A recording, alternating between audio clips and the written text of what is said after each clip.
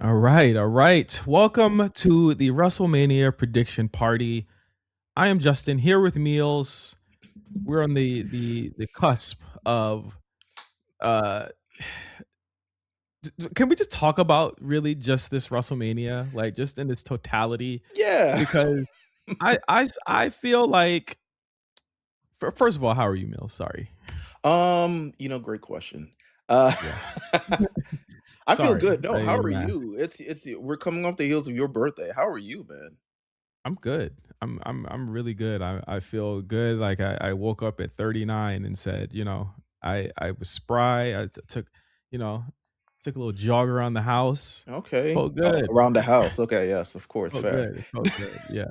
Do you Felt good. what's your biggest WrestleMania associated memory for your birthday? For your birthday, since they come around the Because same time. it's always around my birthday. I would think probably just going to 38 with Mm. the boys. And for my bachelor party, it was probably one of the most fun trips I've ever had, and it was probably like one of the best live show experiences I've ever had. Oh yeah. Seeing Stone Cold wrestle for the first time was probably like that's insane. Like you don't get to get that back. I got to see him wrestle his last match, possibly, Pretty much, probably. yeah. Yeah, probably. I've seen Stone Cold. So when I saw Stone Cold at MSG, when he showed up to like beat up AJ Styles in the club, like one time, Yeah, and it was just like, all right, yeah, it was me, Carlos there. I was like, all right, yeah, bucket list. We can leave after that. I think we did leave. I think it was like Natalia Lacey Evans. We were just like, all right, we're out of here. Like, yeah, yeah. Like seeing Stone Cold like come out, hearing the music, like that fucking floor shook. Like there was and that was a mania where it was like two 3 moments where the floor shook. Like Cody was one, Bianca winning was the other one. mm, Like it was a crazy like there was no argument that I could ever accept other than Bianca being one of the biggest baby faces they've ever had after what unless you watch that match. Like that match was like everybody was going for her. Like it was let me crazy. let me look at WrestleMania. I know we're not doing the flashback thing anymore. Shout out to everyone who loved it and tapped in. Let me see who from 38 is still around. Um, I think uh, Riddick Moss is gone. Rick Baron Moss is Corbin's gone. gone. Happy I'm going Corbin off is memory. gone. Ronda Rousey's gone. Ronda's gone. Vince McMahon is gone. Vince McMahon is big on. Riddle is uh, gone. Um, Bobby Lashley Sheamus. is gone. Well, Sheamus he's just injured. He's injured. He's still around. Yeah, Carmella is gone. Shayna is gone. Edge is gone. AJ Styles, do we count him It as just gone? does. He's gone. It just does is gone, but he's not Yeah, gone. yeah, he's gone. But yeah, I think that's it. I mean, I don't know. We're still so I feel like we're still in this era of wrestling that we're currently in. I think we're still in the like what do you even call like we used to name eras, bro. Like we used to really like name it. Like I kind of feel like this is the I don't want to say that TKO yeah, era. it's the TKO era, but it's gonna be TKO for the rest of time, to be honest with you. Yeah. Unless Yeah. actually no, I don't even want to say that. The way niggas be selling shit. Like I wouldn't be surprised if Disney buys this or something. Yeah. It could happen in like 3 years or something. Yeah. So I think we call the previous era the reality era, like where it yeah. was like COVID, um, the bloodline stuff, all of that COVID, kind of COVID need to be its own dovetail. era. COVID needs to be Yeah. is there I like reality, COVID, and then now we're in the TKO era Yeah, of like because the Cody kind of kicked off, like 40 kind of kicked off the TKO era right. in kind. Like, yeah, it happened in 39, but we didn't see the ramifications of it until 40 when we had that Absolutely. kind of that changing of the guard from Roman to Cody, um, and where we're at right now. And I guess like this being the technically second pay per view in the TKO era, there's a lot to live up to. And I think that when we did this show last year, I think we had a lot of high hopes for what could have been. I think we had predicted pretty much, other than Jay getting winning the Rumble that last year, we had kind of predicted kind of like where we were going, and we had high hopes that the car would outshine the build and the matches that were presented. Now Right. this year, I feel like I feel like I'm on crazy pills sometimes when I look at the bill for this, and I think of how it's been done before, Right. and the emotional investment that you have in a lot of these things for good or bad reasons. But I think that they have kind of went back to the core of what makes a WrestleMania build kind of pop, where it's like, okay, you got a couple blood feuds, you got a couple of like really bad, like, you know, really bad attitudes between some of the guys. But I think ultimately these are matches that people wanted to see, and some of these matches are first time matches. Some of these matches are matches that have never happened before, and I think that that's the type of shock and all you want to see. But I think that from the outs, the outwardly, externally rather, to like people who talk about it, it's like there is no build, nothing makes sense, this is all stupid. And I'm like, I look at this card and I'm like, all of these matches have been built like sufficiently, almost all of them, for the last 6 months. Do you They think all people are do you think it has to do with, like, the comparisons to AEW? Or do you feel like this is just a problem in a vacuum on its own? It's a problem with modern wrestling just in general. I think everyone, you know what it is. There's always a buzzword now in discourse, right? There's always a buzzword. Everything is like buzzy. You have to have like what we call it, like a hero content. Mhm. You know what I mean? You got to have something that kind of like breaks through. And this year is build. This year is build. It's like, listen, no build is created equal, but also no build in wrestling. I don't know what you're talking about or what you're thinking ever happens to be like greatest build of all time. I've seen people talk about the Rock and Austin 2 or yeah, 2 build. I'm just like, that wasn't the greatest build of all time. And then you see the people making excuses for that, but it's also like, you know, what build do they also come up with? It's like they talk about AEW builds where like sometimes the stories will just like they'll just stop talking about them altogether till they like drop a hint and it's like, oh, this is long term story time. They no, they're just picking it up where it left off, like any other Yeah. company does. Like, I think truly the only good build has been the Cody Roman story from 38 to 40. It's a Mhm. nice 2.5 year build. It's what all builds could aspire to be, but because of the I nature mean, of we're because looking at it now on the other side, but it got kinda murky towards the end once. it did get murky like most builds do. I think the big thing about 40, and it's the same, and to your point, it's the same way people talk about Rock and Austin and X7. People don't talk about the build no more. They talk about the moment. They talk about the Right. match. But I think this is a I do see that. I also think the issue, well, I don't know the issue now. I don't think it's necessarily an issue. It's just like the conversation surrounding wrestling, the hashtag discourse of it. It leans to so many factors kind of impeding it. I think one is AEW. I think one is the TKO group and their typical intervention into things. Mhm. Another is kind of like the uh kind of how the business isn't as protected as it used to be. So it allows for conversations that are had that have never really been had in those kind of instances before.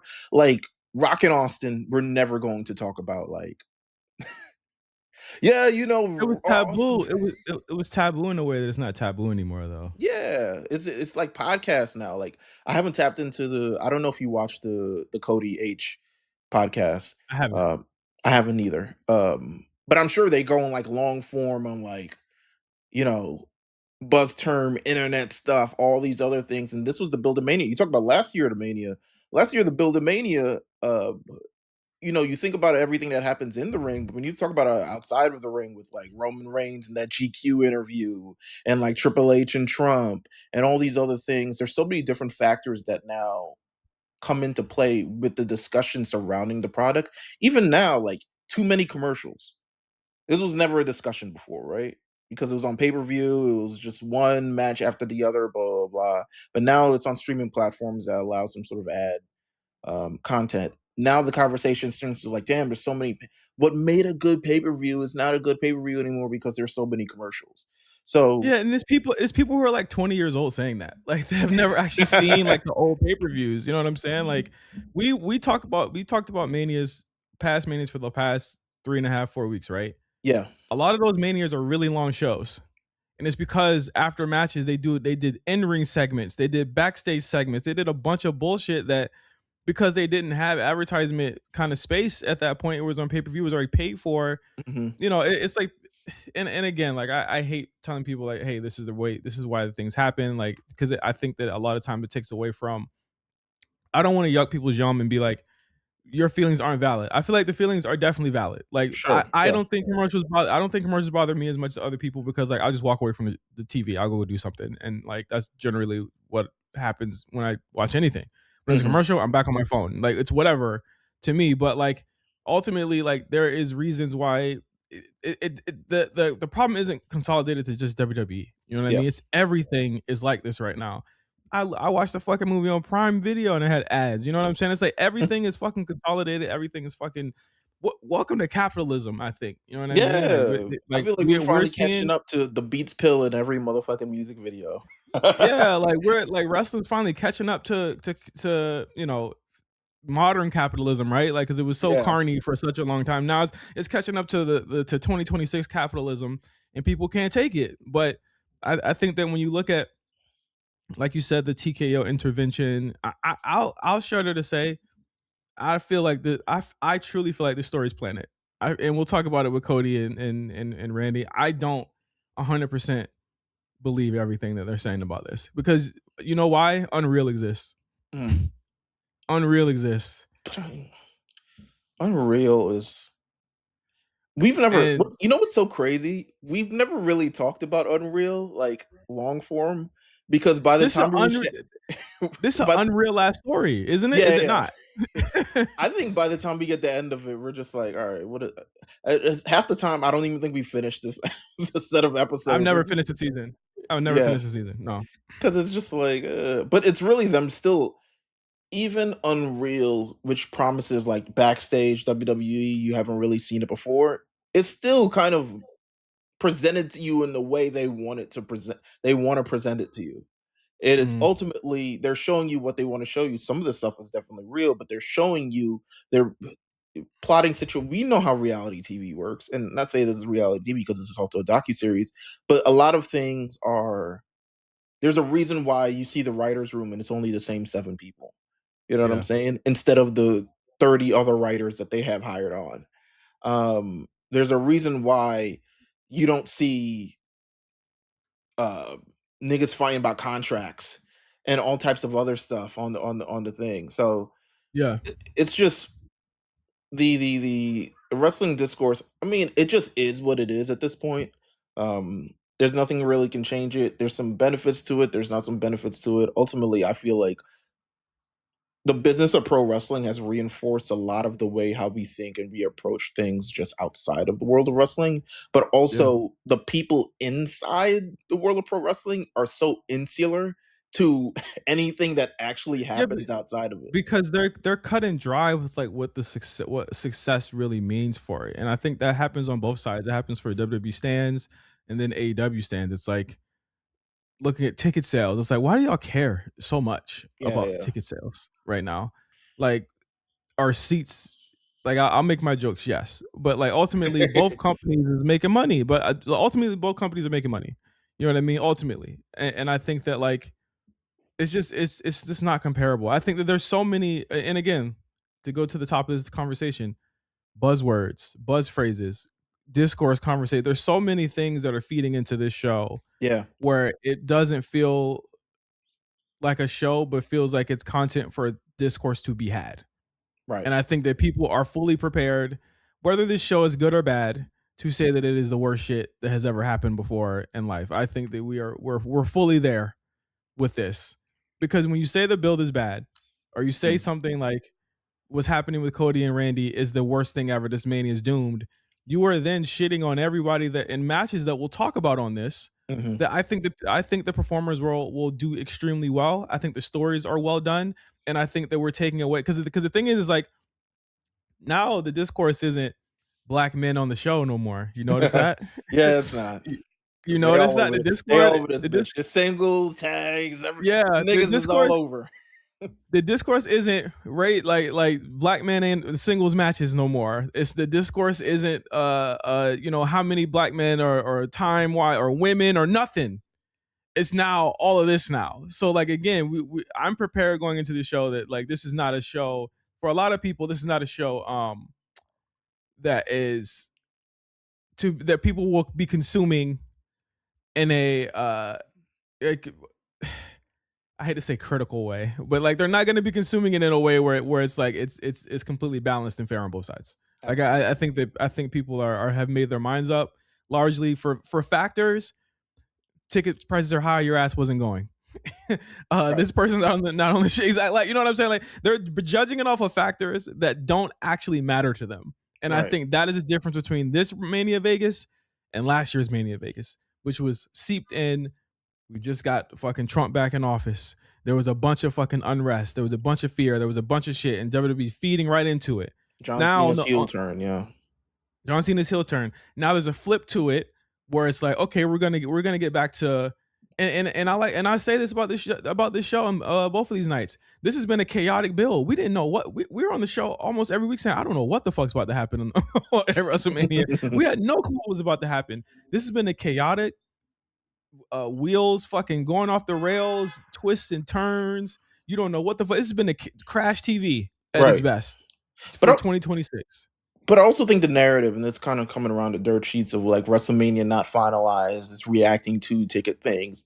Ultimately, at the end of the day, we look at this card on paper. Might be the best card in years. And Yeah. I'm talking about even through all the WrestleMania. Like when we look at cards in terms of like not even just the event and what happens afterwards, because we'll be the judge of that next week, essentially. Mm-hmm. But when you look at cards, like just from top to bottom, like the things that are on this card, ultimately at the end of the day, I don't think it's not even usually in Triple H's nature to book an Obafemi versus Brock Lesnar because you have the possibility of cutting a young talent off at the legs. Yeah. But because of essentially there's demand, the interest, maybe even the people involved who want to see this happen, it's Mm-hmm. actually happening. Like this card Yeah. from top to bottom, where it features ladder matches, fatal four-way matches, unsanctioned matches, championships after championships, main events after main events, the top guys that people want to see. This card Yeah. from top to bottom on paper is one of the best WrestleMania cards laid out, maybe since Jesus Christ. Like, I don't know, 39 was really good as well, but this is like it's incredible. So Yeah. I want to get into the card. I want to start getting into the card and kind of like how we typically cover it. While we do know the Saturday and Sunday, just a heads up for everybody as well. We're recording this the Friday of The week before. The the week week before. before. So Yeah. if anything happens on SmackDown and the subsequent Raw, we'll talk about it. We'll talk Subscribe to about the the show. Discord. Yeah, Yeah. come to the Discord. Hit us up on Twitter. Patreon.com/the A Show RNC. I recommend. I mean, don't come in here starting no damn problems, but I always recommend the Discord is one of the greatest places to be. It's a $20 fee. We're currently figuring out the mystery of something right now, and Well, people were shook, to say the least. But we'll be able to announce it there. But like, we have 14 fucking matches already. Like, like this is nuts for a card. This is an yeah, embarrassment of for a it, Triple H card. right. Um, let's see. Let's get started. Do do do do do. We want to go through the undercard first, or Yeah, let's go through the undercard. I was waiting for the obligatory police sirens to continue passing by. But this is how you know the show is starting. Where would it be without a mid-afternoon crime afoot in New York City? The undercard. Let's start with we have. It's a six-way now. Penta? Yeah, it's a 6-way because Rey Mysterio got added to this match this week that we're recording this. So it's Penta versus Javon Evans versus Dragon Lee versus JD McDonald's versus Rusev versus Rey Mysterio. Now the rumor was Mhm. that Rey was injured and that's why he couldn't do the Gunther match because it was rumored that it was going to be Gunther. Gunther disappears for a couple of weeks, whatever, whatever. I'll say this: like a lot of speculation and things that have supposedly been happening or supposed to happen, it feels weird this year because it feels like whatever they're doing, a lot of people like are saying, "Oh, that was always a plan all along," or "That wasn't a plan all along," and this is what happened and it changed or whatever. And it's like, well, Rey Mysterio getting injured is definitely something that happens like every 3 months, but it also feels as though like Yeah. it also feels as though like now like the pieces fit for where he landed and where Gunther landed, like right, Because like to be honest with you, in context of kind of Gunther's run, if he's facing Rey Mysterio, he putting Rey Mysterio in the dirt, right? Like this is considering John Cena, AJ Styles that came before him. It would have to have been time for like people would have been like, I don't know, is Ray, is it over for Ray? And to be honest with you, I'm sure Rey Mysterio is thinking of like, yo, when am I gonna wrap this up? But he also probably loves buying Louis Vuitton belts and shirts and pants and shit. Um, but this, I mean, by all stretch of this is a great solve, great action. I was wondering because I was like, okay, these people are on the show, but like there probably needs to be a little bit more of attraction on it, and Rey Mysterio adding to it is. So we have yeah, the Intercontinental title ladder match, 6-way ladder match. Penta is defending his Intercontinental Championship against Javon Evans, Dragon Lee, JD McDonough, Rusev, and Rey Mysterio. Um, Rusev, I oh, all right. Well, Rusev. let's uh let's talk about Rusev first. No, I'm not gonna do that. Nah, we're not gonna talk about Rusev for a Rusev. second I or any mean, second. you listen. It's probably in his contract. Oh, sure, yeah, sure. I mean, here, can He's I just got talk? maybe a year left on his contract, so he gets another one in. To be fair, Yeah, he'll be back. he'll be back. He'll I be think back. He'll be JD back. McDonough was on it. Was he on it last year? Was he tag team champions with Finn last year? I forget. I Um, think what were they doing last year? Jade, Finn was 41 no, Vegas. it was a five-way IC match. It was Braun, Yeah, yeah, Penta, yeah. So Finn. this might be JD McDonough's first fucking WrestleMania as well. Yeah, I think it is. But can I just say that when Penta like introduced this match, I got so fucking hyped. Mm. That shit was hard. Like promo Penta is a different breed. Let me tell you who's more hyped than you. Fucking Penta. Who? Yeah. Penta was like, I'm on like WrestleMania, baby.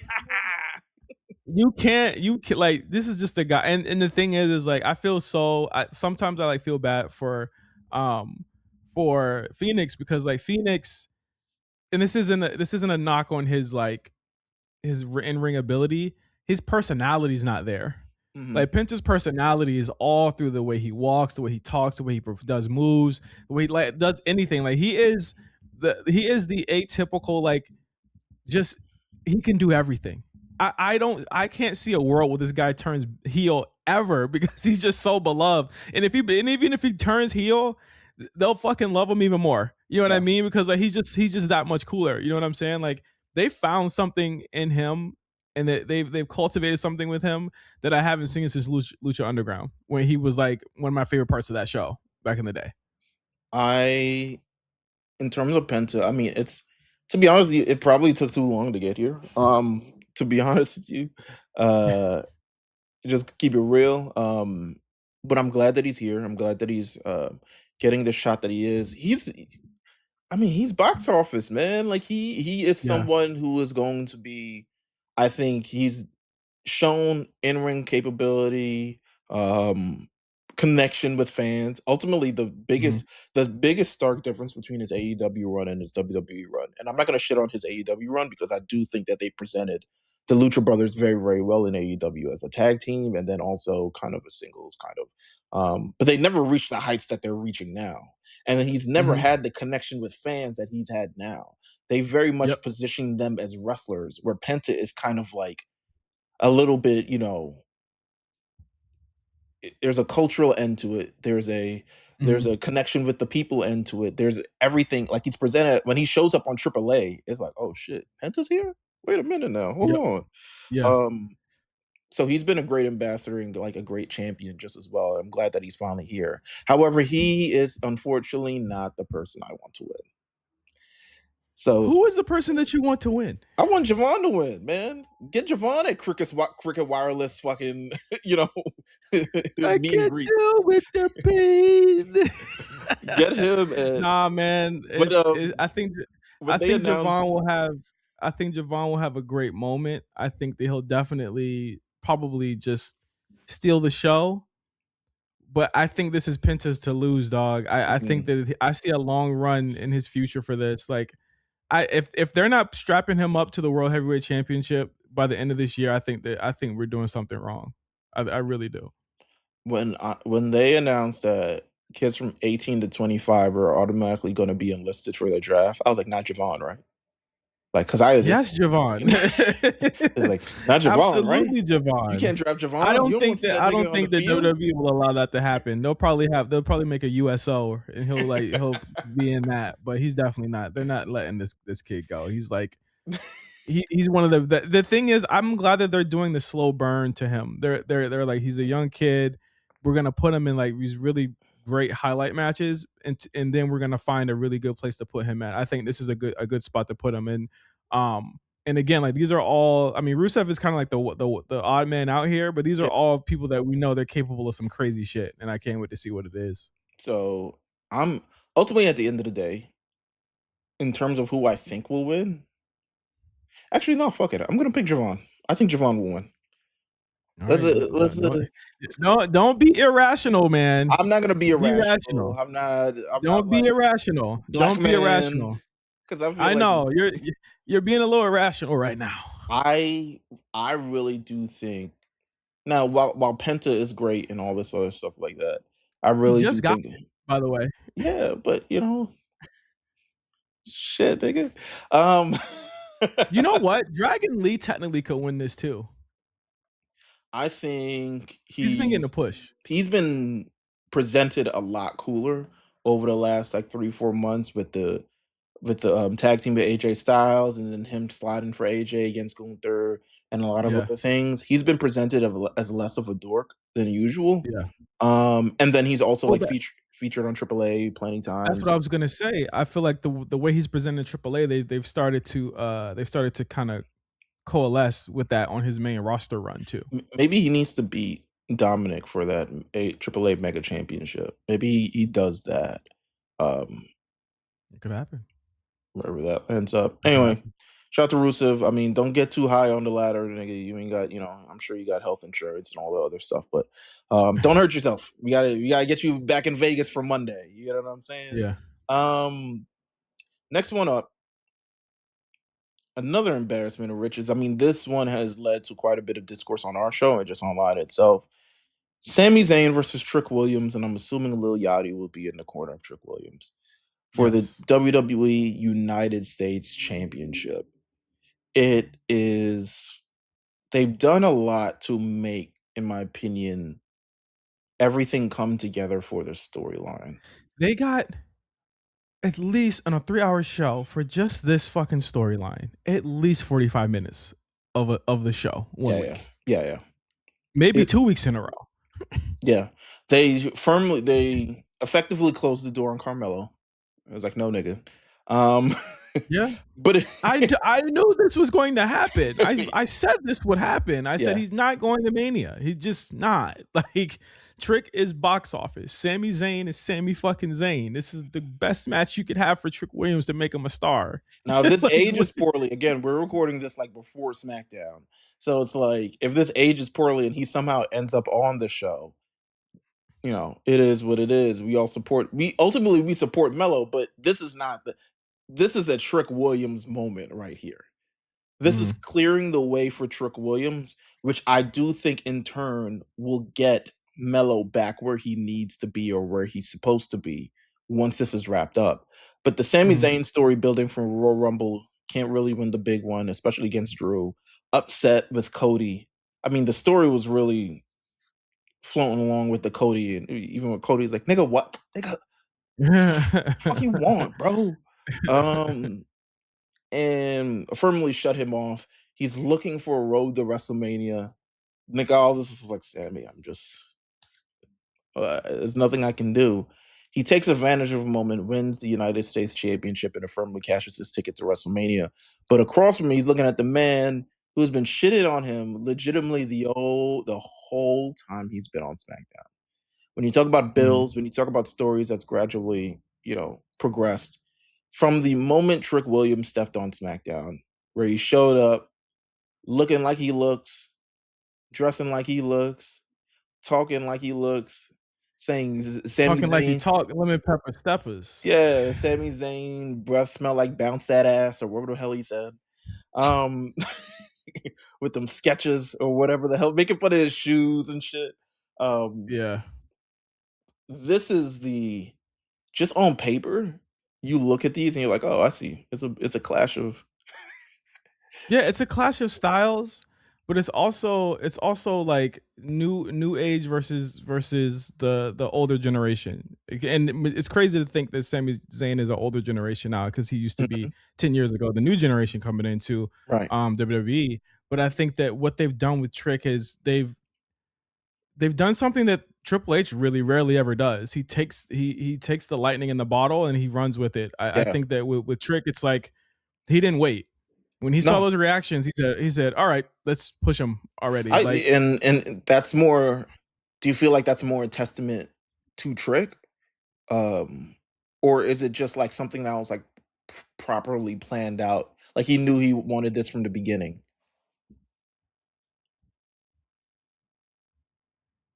yeah, I mean, I think a lot of it is a testament to probably how his coaches and how Shawn Michaels and how everybody in NXT really looked at him. I mean, he carried that TNA championship. He Mhm. carried NXT just in general last year.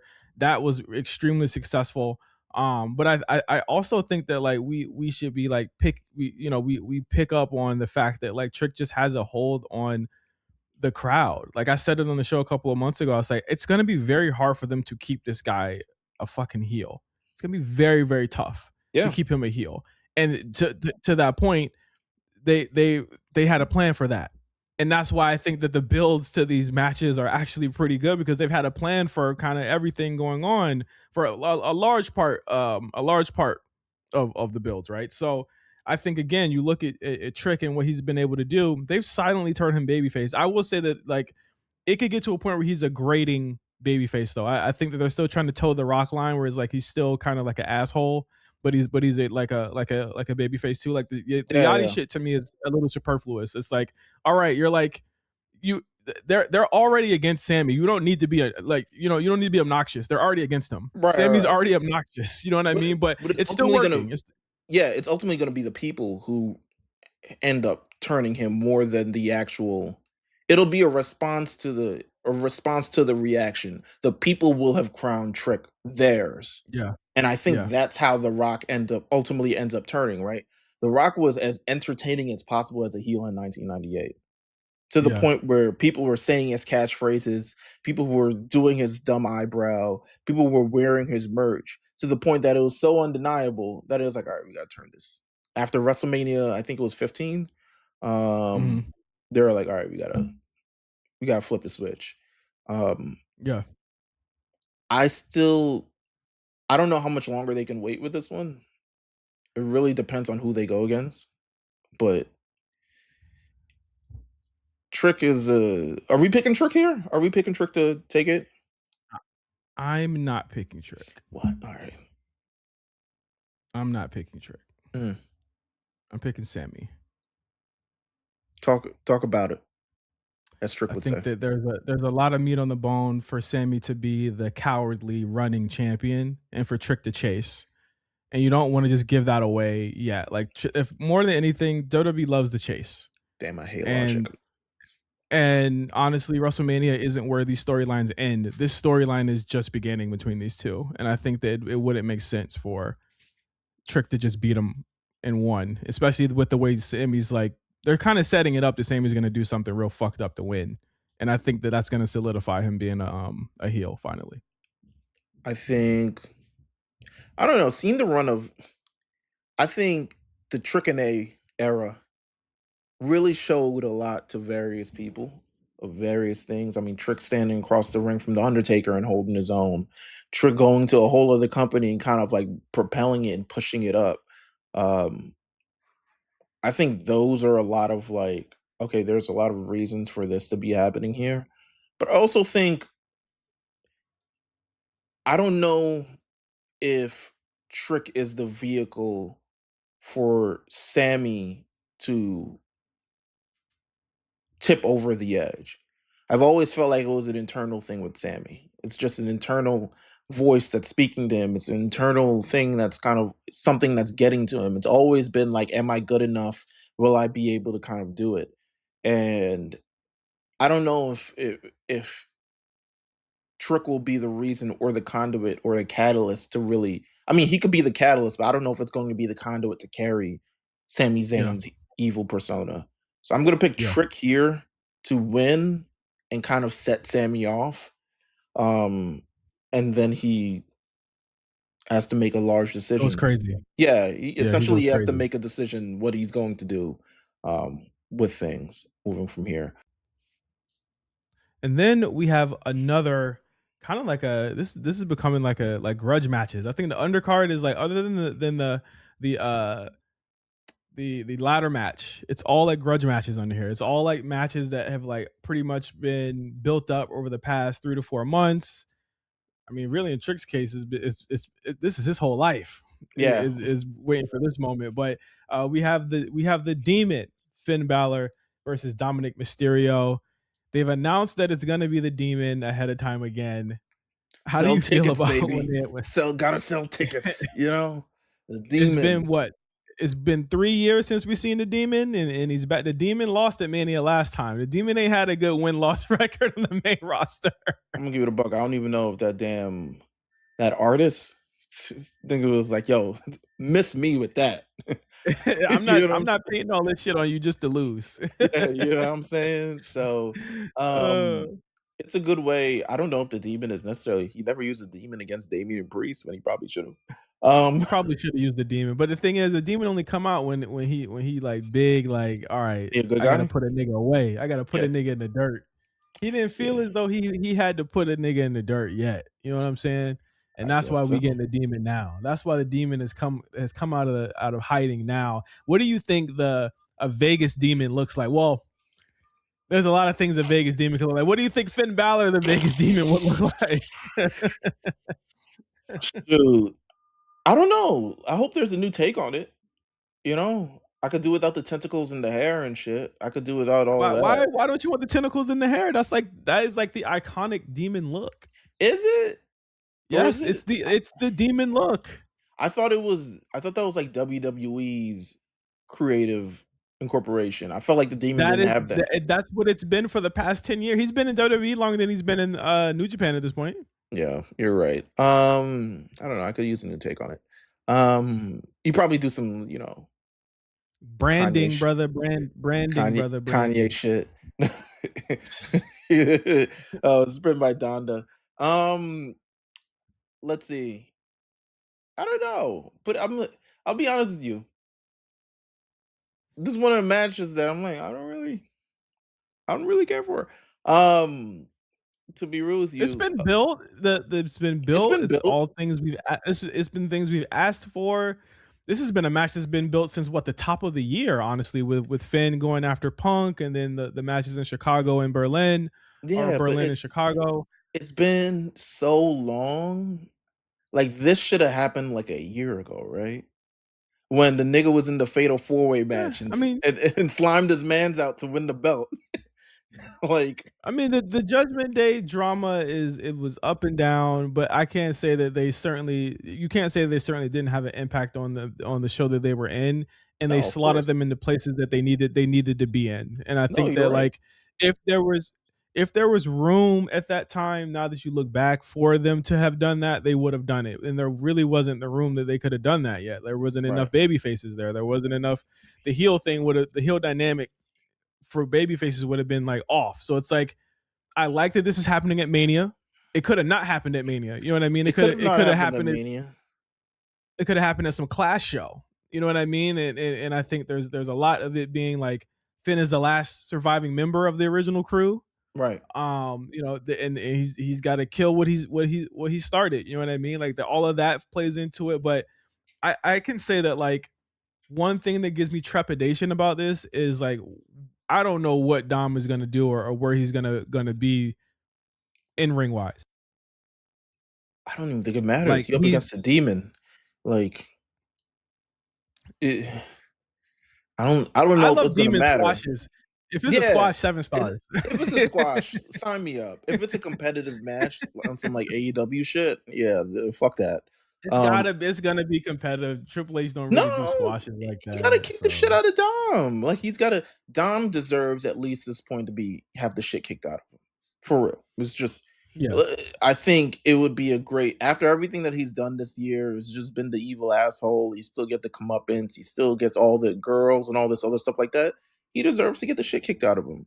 So Yeah. And I'm we're picking waiting to see it. yeah, I'm picking Finn Balor to kick the shit out of him. Hopefully it's not some sort of 50-50 match. I'm sure it'll be Well, presented. define 50-50 because like 50-50 could mean like, oh, Dom's giving as much as he's getting, he's kicking out of shit. I think he's gonna cheat a lot. I think it's gonna be a match with a lot of cheating, and ultimately Finn will. I do also believe Finn will come out on top. I think that the Finn babyface turn is something that How we've did waited to see Triple H do. We waited to see Triple H do the Finn Balor babyface turn for a long, long time. did Finn ever whoop out the demon in NXT? What you mean, Did he ever bring out the demon in NXT? I'm trying to Finn? think. Yeah. Yes. From what match? Was it like the Like Mad Hatter? every paper, almost every pay per view, he was a demon. Really? Yeah, what are you talking about? The I don't first know. run or the second run? The second run he didn't. The second one he didn't, right? So the No, first one he has Takeover New York, okay. he brought the demon out Takeover at England. Brooklyn. You were there. But I wasn't really tapped in to be real with you. Like we just saw the greatest women's match of all time. Um Niggas ain't really give a fuck like that. But Cap, that match was fire.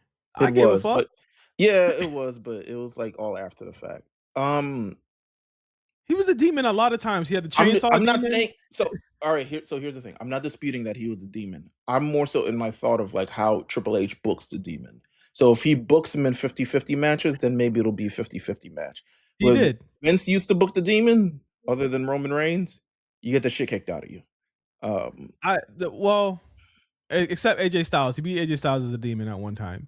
But I think the demon, I think before Samoa Joe beat him as the demon, or one of them beat him as a demon, he was undefeated as the demon every time. I think Roman beat him as a demon. I mean, Roman was like, NXT. I'm talking about oh, NXT. He was undefeated as the demon in NXT, except for like maybe twice. And yeah. one of them was Samoa Joe, I believe. Many Um, times yeah, like he was the man. Finn Balor lost. As a he's only lost twice. Um, to on twice on the main roster. Oh, okay. The character was undefeated for a long time in NXT and the main roster before its first loss. So I don't think he was ever defeated. Wait, no, Samoa Joe did defeat it. Samoa Joe is Yeah, the Samoa Joe. only one who defeated the demon. And then yeah, it was Samoa Joe. Um Nakamura nah, beat him as a demon. No. nah. Samoa Joe, Roman, and Edge. Okay, yeah. He was only So lost to the demon 3 times. Like people would think that the thing is that like it's like a but Mandela effect. yeah. But I'm sure he's like, I'm not bringing this shit off. Y'all gonna make this nigga a loser.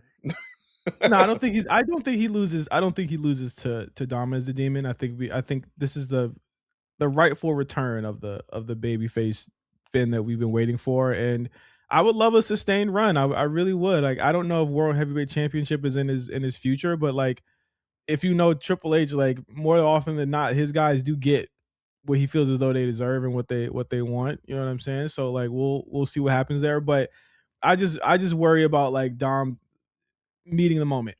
I think ever since he got back from injury, he hasn't been like before he got injured, I was like, oh, he's actually like really improved since he's been back. I'm like, I don't know what the hell he's on. He got the yips like crazy, but maybe he's just trying to maybe he just got to get his mojo back. But I hope the match is good.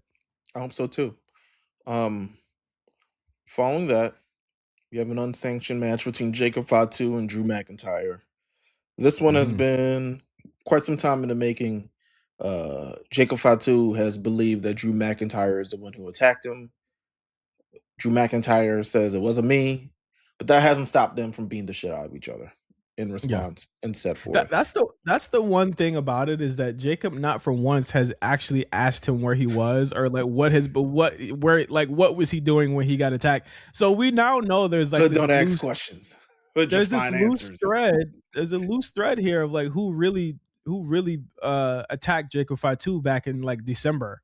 But like this is a blood feud coming out of like Yeah, you something don't that even if Jacob Fatu wins, I was like, I don't know if you get the satisfaction, like, yes, I finally avenged myself, especially if the nigga never did yeah, it. Now you well, just look like an asshole. but it's null and void at this time at this point, right? And that's Oh like it makes yes. sense. It makes sense story wise because it's null and void. He thinks this, but this is why he did all of these terrible things for you, and he got himself into beef with Cody because of what you did to him, and then he ruined it for you again, and that's where all of this happened. Now it's far beyond the attack. Now it's about like straight up. All right, I want you deaf. Screw your kids. Yeah, Like, screw yeah, your yeah. damn kids. Like all of that stuff, but Drew does really well in matches like this. Jacob Fatu is one of the best brawlers that they have on the roster right now. I'm just wondering where this goes. Do we get like a cinematic element to it? How crazy is this match going to get? This match is going to be one of the early matches that's on ESPN too. Um, so I'm not sure how Yes, crazy first it'll hour. actually. Yeah, I'm not sure how crazy it'll. I'm not sure how crazy in terms of like blood, blah, all types of shit. It'll actually get. I just think a lot of weapons ringside, a lot of stuff pull out the paint. Somebody's going through a table. Um, but ultimately, I do think Jacob Fatu wins. Yep. Uh, Well, we know that Drew is going away to film Highlander. is it for real this So time? like Like you for real going away? yeah, yeah. It's actually going into filming now, so he could be away for some time. I still like my idea of having Danhausen uncurse Drew and then have him turn back into a babyface that way. What a Disney ending that is. Yeah, He just encourages him. No, I hear you. I hear you. Are we ready for face Drew McIntyre again? I am. He's been a heel for a really long time. Yeah, but he's definitely is his worst enemy, He and I love definitely he that through definitely point. wins more as a face, I think. Oh, that's for sure. But it depends who the champion is at the end of the day, I think. Um, Mm. because his path on the roster is always dictated by who's the champion. All right, then he gonna face this person instead. Um, Mhm. Mhm. so we'll see. We'll see. At least there's no bloodline to stop him. I think there's just so many good storyline beats that you could have with Drew You say that as a now, but then babyface. he get in a blood feud with Solo. No, I mean I think he's more than proven that he could do a mid card feud and a top level feud. I think that like with a babyface Drew, you could get to. I mean, honestly, so many avenues that probably aren't available to him on SmackDown Yeah, at this current no, time. He'd probably have to leave the show, for sure. but there's just there's a lot of play. I think Drew has needed a fresh coat of paint for a while, and I think him turning babyface will definitely be that to me at least. But Jacob is on his way to, in my eyes, I think like world title is in his trajectory currently in 2026. Could be, could be. Mhm. Next match up on the undercard. It is a I couldn't even call it a grudge match. It's a match for sure. It is happening actually on night one, so I'm interested to see where this kind of fits in the whole I, scheme of I don't things. need I don't need no story for this. I No, don't we need don't need no no story. I don't need no story for this. I I'm. all I need is what's presented in front of me right now, and that's two of the Do greatest you need time? time they giving it Like time how you think you're like 15, 20? at least 25. This is going to be a long show. Mm, Ladder match 25. Sami Zayn and Trick no more than 15. yeah, yeah. A Uh, lot of things uh, going on. There's AJ Lee versus Becky might go a minute. To be honest with you, Becky got that. yeah, Becky might go 30 Becky call, yeah. Becky calls her own time. She's like, we I wrapping don't it up. know. Again, like it's gonna be a long show. It's a lot of matches, bro, and it's starting relatively early too. So Yeah, but this this one. This might get the reason why this might not get time is because I don't think Gunther's winning clean. I think Braun's coming back at Mania and costing Seth this match. I think Oh, Seth's losing. okay. He just won the Um, main event last year. He could lose this. yeah, I could see it. I mean, I think they still want to build the trajectory of Gunther in in the way towards heading towards SummerSlam for a potential match with Brock. Yeah. So if we making him look strong, Gunther's definitely winning this. I think Braun comes back. We start building that feud that way. So I'm also picking Gunther to pick up the win, Yeah. but I'm Gunther's expecting a gonna lot of win. good things from this match. Gunther don't lose. That's like Albeit the thing. this is Seth's first match since October, November. Yeah. Since Crown Jewel. So let's see how it goes. I hope he's warmed up. He'll be all He's right. been clear for he's been clear for a bit. So Yeah, he's um, all right. He'll be fine. let's get into the attractions of the show, and I call this the attractions in terms of like the people who are involved, the potential for the chaos it could be, and we'll do this in reverse. Let's do this in reverse. Yeah, we Um, got to. the matchup between the Vision and I Show Speed versus the Usos and LA Knight. This is a surprising. I mean, I thought the tag team titles have been, but to be honest with you, this is probably the more interesting bout than the Yeah, then Usos does them then versus. does these four. Yeah, Yeah. because we've seen the Usos versus various iterations of the Visions for maybe like the past 8 months, um, and this is still one of them. To be honest Yeah. with you, Yeah. but Honestly, and LA Knight Br versus various iterations of the Vision as well. honestly too, Braun could come back here and spear Speed. Hey man, talk about it. That could happen too. This is And on and night Speed over one. it. It's I on mean, night it's on 1, night, yeah, same night as same night Seth as and Seth Gunther. Luther. So Yeah, it could still happen. I don't know if you give it away that early and then have them run it back later that On thing. ESPN, you give it away in the first hour and say, is he gonna come back for Mm, Seth? you could That do would be that. a it also protects everybody involved. How do we expect I Show Speed? Well, why am I calling my show Speed? Speed. Niggas is only niggas online in WWE call my show Speed. How do I wouldn't give him a lot I wouldn't give him a lot to do. I wouldn't give him a lot to but do we here. got a spot for him for sure. Like we Yeah. to Yeah. highlight A backflip his spot. insane Backflip athleticism. spot. Yeah. Backflip spot. Like there's a lot he could do. He's way more athletic than people take granted. Take him for Yeah. granted. You know what I mean? Is So like I he think he could definitely pull off. does he stand in the well, I don't know. I'm just like you stand in the ring across from the Usos and LA Knight and look like he could fare any bit? Probably Yeah. not. No, but I think that the whole thing is that he's like an unassuming kind Yeah. of wrestler here, and it's like whatever he does. Honestly, whatever he does is a net positive for the match. Yeah. Same with like jelly rolls. Like whatever he does that doesn't look stupid and doesn't, you know what I'm saying? Like it's a every man getting pulled into this, and it's like we've seen this happen before. The bar is what Logan Paul and Bad Bunny, Yeah. and the floor is lately. What's the floor? Because I think even Jelly Roll is kind of not even at the floor of this shit no more. No, no, I no. think He's like not at all. The floor is like Snooky. You know what I even mean? Like, Snooki had that back handspring though. Like that Snooki thing was genuinely shocking. It was like she was a yeah, cheerleader. Um so yeah, the floor would probably be Travis Scott. yeah, yeah. The floor. Well, yeah, that is the floor. Yeah. That is the floor. Yeah, So it would probably be that in that instance for busting Cody's eardrum and never really and taking crossroads and that's it. Who do we expect picking up the win in this one? oh, the To be heels. yeah, I would say so as well. To be honest with you, I'm not The interested in the thing, Usos currently. It's just the thing is that like, do the heels win though, they should. I mean, I think they should win or do because. they lose because of speed? Because I think my thing is the Danhausen of it all is also what we're not Oh thinking about yes, here. yeah. You're right. So Yeah, my idea is like, does Speed finally give Danhausen what he wants to be uncursed, and then that leads to them losing because of that. the Danhausen factor is just it's forever Yeah, tilted through this WrestleMania.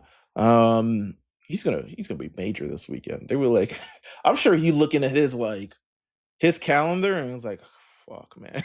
At Yeah. least I got a job, but like, fuck, bro. I'm opening a Cricket Wireless on Thursday. I'm at whatever replaces Wale Mania. Fucking West Side Gunna Mania, nigga. Yeah, whatever. I'm at fucking Tony Hinchcliffe. I'm doing jokes at that nigga. Like Danhausen's calendar has to look crazy this weekend. Uh, Um, let's go to the other attraction. This one, arguably one of the biggest matches built for this show thus far. Biggest in the pejorative sense, biggest in the literary sense. it's why I can't say the bill for this fucking show is a failure. It's why I can't say it. Everyone asked for this match. Yeah, everyone. Am I wrong? Everyone No, asked for this, everyone asked for and this they match. gave it to you. I didn't think it was And gonna they happen. built me either. We were like, who's gonna show up to face him? The way that it was, we thought it was the way Seth. that it was, yeah, like the way that it was introduced was one of the most. I was like, like if you just do this all the time, we will stop. You know what I mean? Like it was masterclass. The idea that Seth said, Oba, get his ass. You know what I mean? Like it's masterclass of bringing in two different storylines, but giving us what we wanted at the end. Absolutely, it's very rare a talent so new on the main roster gets to go up against the caliber of someone like Brock Lesnar. The only one I can kind of compare it to is Brock Lesnar. Is Brock Lesnar versus The Rock. Exactly. So it's really like on a stage that's big too, right? Like this is Obafemi kind of really introduced to the world at Saturday Night's Main Event at John Cena's thing. He faces Cody, has an amazing showing. You know what I'm saying? Moves forward, ends up getting this match. Like he's someone who ultimately he also knows kind of the business of it all. Like understands the business in a way where he doesn't get too wrapped up in kind of like his placement on a card, the standings, wins, losses, all the other stuff like that. So he knows ultimately this is big box office and the opportunity is too good to pass, whether he's going to lose or not. People, I wouldn't get too wrapped up in if he's going to win or lose this match. I think people need to steady their expectations on this. Now, granted, if he wins, phenomenal. Like you essentially set off the next big guy for the next number of years. Couple years, yeah. Yeah. If he loses, it's Brock Lesnar. It's Brock Lesnar. Nigga just tossed John Cena 6 months ago. What the fuck are you supposed to do then? Brock who has not been made to look weak, you know what I'm saying, for in a one-on-one match at least for a while. Like he did ask them, just take me out of the goddamn ring at the Rumble. Like do it now. But I think this is one of those ones where people are, and I think to a certain extent because people are like so upset about the Mellow stuff that they forgot like Trick is also black, but whatever. I think that it's like to a point where it's like I feel like people are going to be very, very precious about Oba when the point isn't. I'll say this right now. The story is Oba in his own right, but the larger story is more than likely Brock's retirement, win or lose this match. The real story is that. So if he wins, I would say go ahead and book that Gunther match for SummerSlam. If he loses, I say, okay, we're going to get some twists and turns to get to that Gunther match at SummerSlam. You know what I mean? Like, I think that's where I'm firmly at right now. I am glad Oba gets this spot. I'm going to say I'm sorry. I'm going to say Brock's going to win, but I think Brock's going to cheat to do so. And I think that is also going to be part of whatever story they're trying to do. Brock has not been able to get the upper hand on this motherfucker for a month. There is no way he's gonna. Like, we saw that. Like, I would say, go look at the Goldberg thing as a good litmus as to how to do it. Now, if Brock wins and they run it back at Backlash, that works too. I think 3 matches with these guys works. But one thing I don't think Triple H likes to do, and I said this before, is fucking undefeated streaks. I think that is something he wants to get away from immediately. Oba had a completely insane undefeated streak in NXT for a really long time. And I think he's only lost twice? Yeah, he lost to Tony D and Ricky Saints. Lost to Ricky Saints, and he didn't even lose the NXT title the second time. So Yeah, like it's like he might have lost the breakout tournament. I think he lost the breakout tournament, didn't he? No, he No, won he it. won. He won He because that's won the how breakout he. tournament. And then he beat the shit out of Dragon Lee. So yeah, Yeah, so like ultimately, I don't think that he likes to like that. The show can't operate that way. So like I yeah. just don't think he The gets an caliber, undefeated streak here. the caliber. If he's on NXT, like the undefeated streak makes sense. But the caliber of talent Yeah. on the main roster is like we're not building undefeated streaks when we have so many different stars to actually build and get their characters across. So To me, yeah, I get it out. I get it out the way now. Let him be mad at you for the fucking 12 hours and then move on. You know what I mean? Like, because ultimately, like that just is what it is. Is Brock fucking Lesnar, and I think he'll cheat the win. But I'm also like not gonna lose my mind yeah, if he yeah, fucking loses. I think this is a great fucking opportunity for him. But I'm also not because the thing is we can already see the play now, right? yeah. If he loses, they're fumbling a generational star. This was their opportunity to pull the trigger. What are they doing? Da, da, da, da, da. And then it'll turn around in 6 months like, oh shit, like the loss meant something. Like loses losses often mean something in the long term for Triple H Mhm. because that's just the way that he fucking books these shits. Like you saw him do it to Cody or saw them do it to Cody and they did not give a fuck. They went ahead with the plan anyway. And I think this is if they choose to go that way, that's what I think. But I think Brock's winning. What about you? I think Brock is also winning just because he's very particular about his character and how it's presented. And I do think if he believes that he doesn't have much left, he wants to make the win kind of really, really mean something towards the end.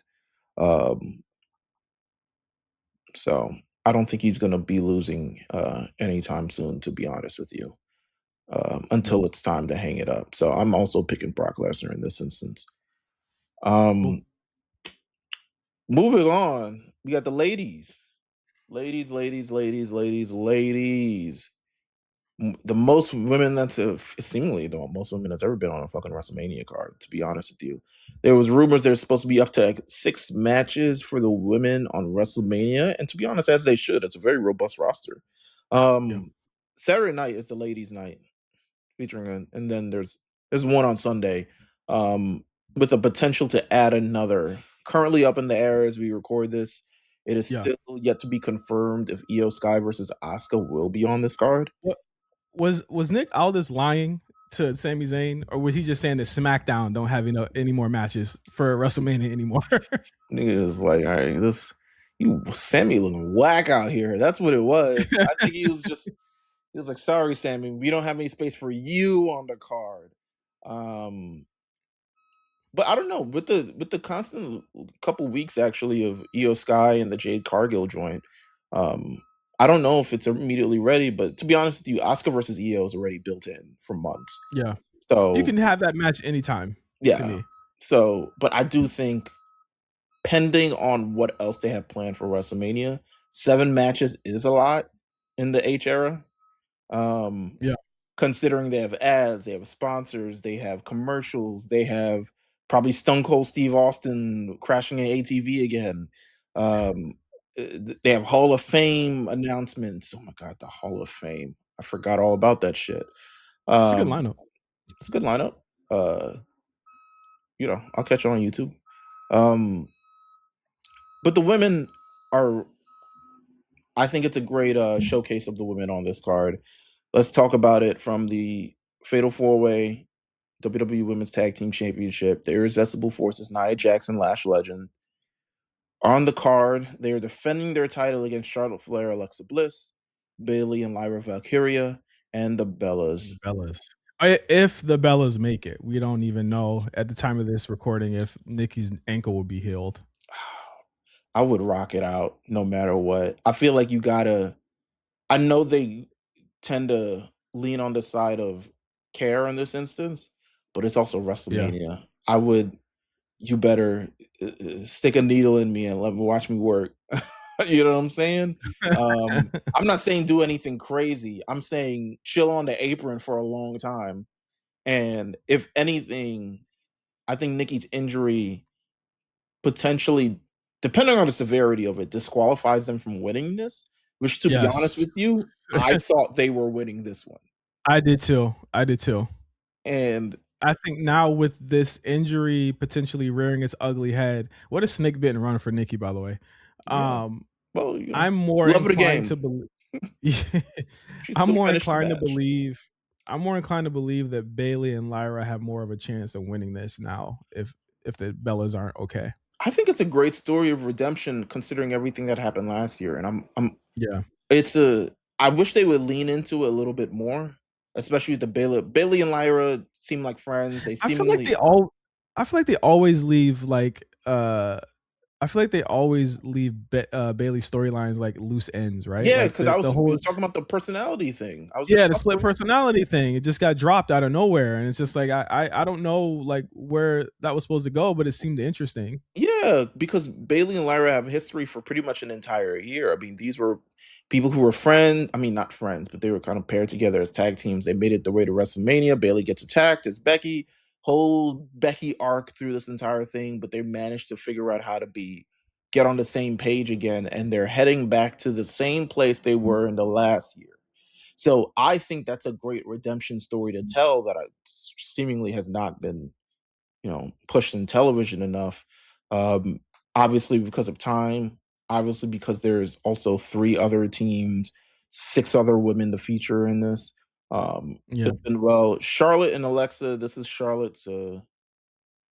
Out of all the Charlotte matches, this is definitely the least intense of them all. But she's having a blast. yeah, she's having fun. I don't know how much She's longer this. having a blast. I don't know how much longer this run lasts for Charlotte and Alexa Bliss. Um, But the fact it made it all the way to WrestleMania is, I think, is a really really good thing because Now, if you ask Jade, she can't wait for Charlotte yeah, to be out of well, this tag team. it just is what it is. And you know what? And I do think when you look at the U.S. title scene, Alexa Bliss could be used there. To be honest with you, as Yeah. star power to be able to really help put over women. But I love this pairing of these two on the card, and of course Nia Jax and Lash Legend. Lash Legend has been our North Star in NXT in terms of development for women. She's come on the show. They clearly I think the difference of Lash Legend is we know that she's a star, and it's seemingly like they know that she's a star too. Yeah. Um, Not just even creative wise, but also the other girls in the ring who like bump like hell for her. Yeah. They know that she's a hot commodity as well. Going into WrestleMania, your first WrestleMania as champion, especially like never won a belt on NXT, never was featured on a Stand and Deliver, never was Yeah. going to that. So super proud of Lash Legend. She is honestly the guest for the A show. Been trying to get for like 3 years. Come Uh, on, give us Lash Legend, man. Give us We got a lot of Lash. stories, man. Come We got a on, lot of man. stories we want to ask, Give bro. us We got a lot of shit Lash. we want to ask, dog. Just I don't want to.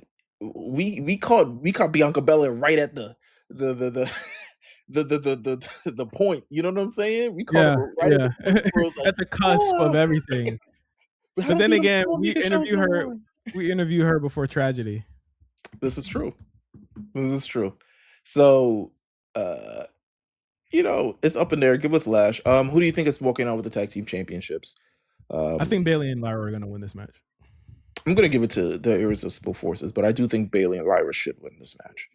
I Yeah. I, I do think they should win this match. Um, let's see. Next up, quite frankly, I think a match that's bigger than the title that it owns. And not to say that it's completely useless, but it's also just like these women don't need this title. But it's good to have the title featured on the show But nonetheless. I would argue like who needs it?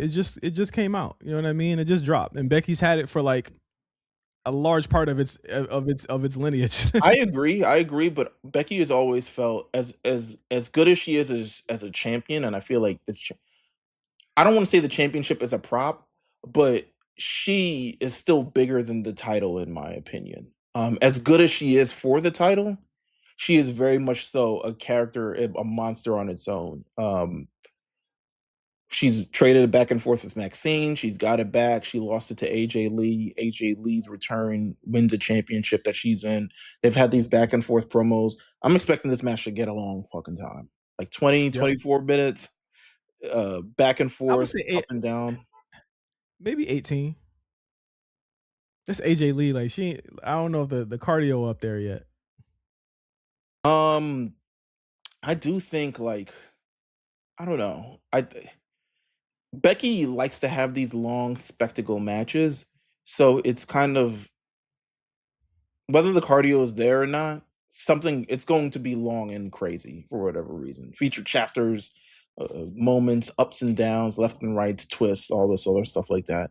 I'm still expecting it to be a good match, but yeah, I don't. Who do you think is winning? Who wins this? Like, and for what reason would they win this? You know what I'm saying? If it's the reason for AJ is that she gets to face more of the women on the roster currently that need to get kind of that rub. She could drop Um, it to somebody. A big she could drop it back to she could drop it back to Maxine and have Maxine turn. She's already been talking to the Vision. Oh yeah, that's true. She's been talking to the Vision. That's true. Vision need a baddie? Um, Vision need a baddie like that? I don't know. Otis don't.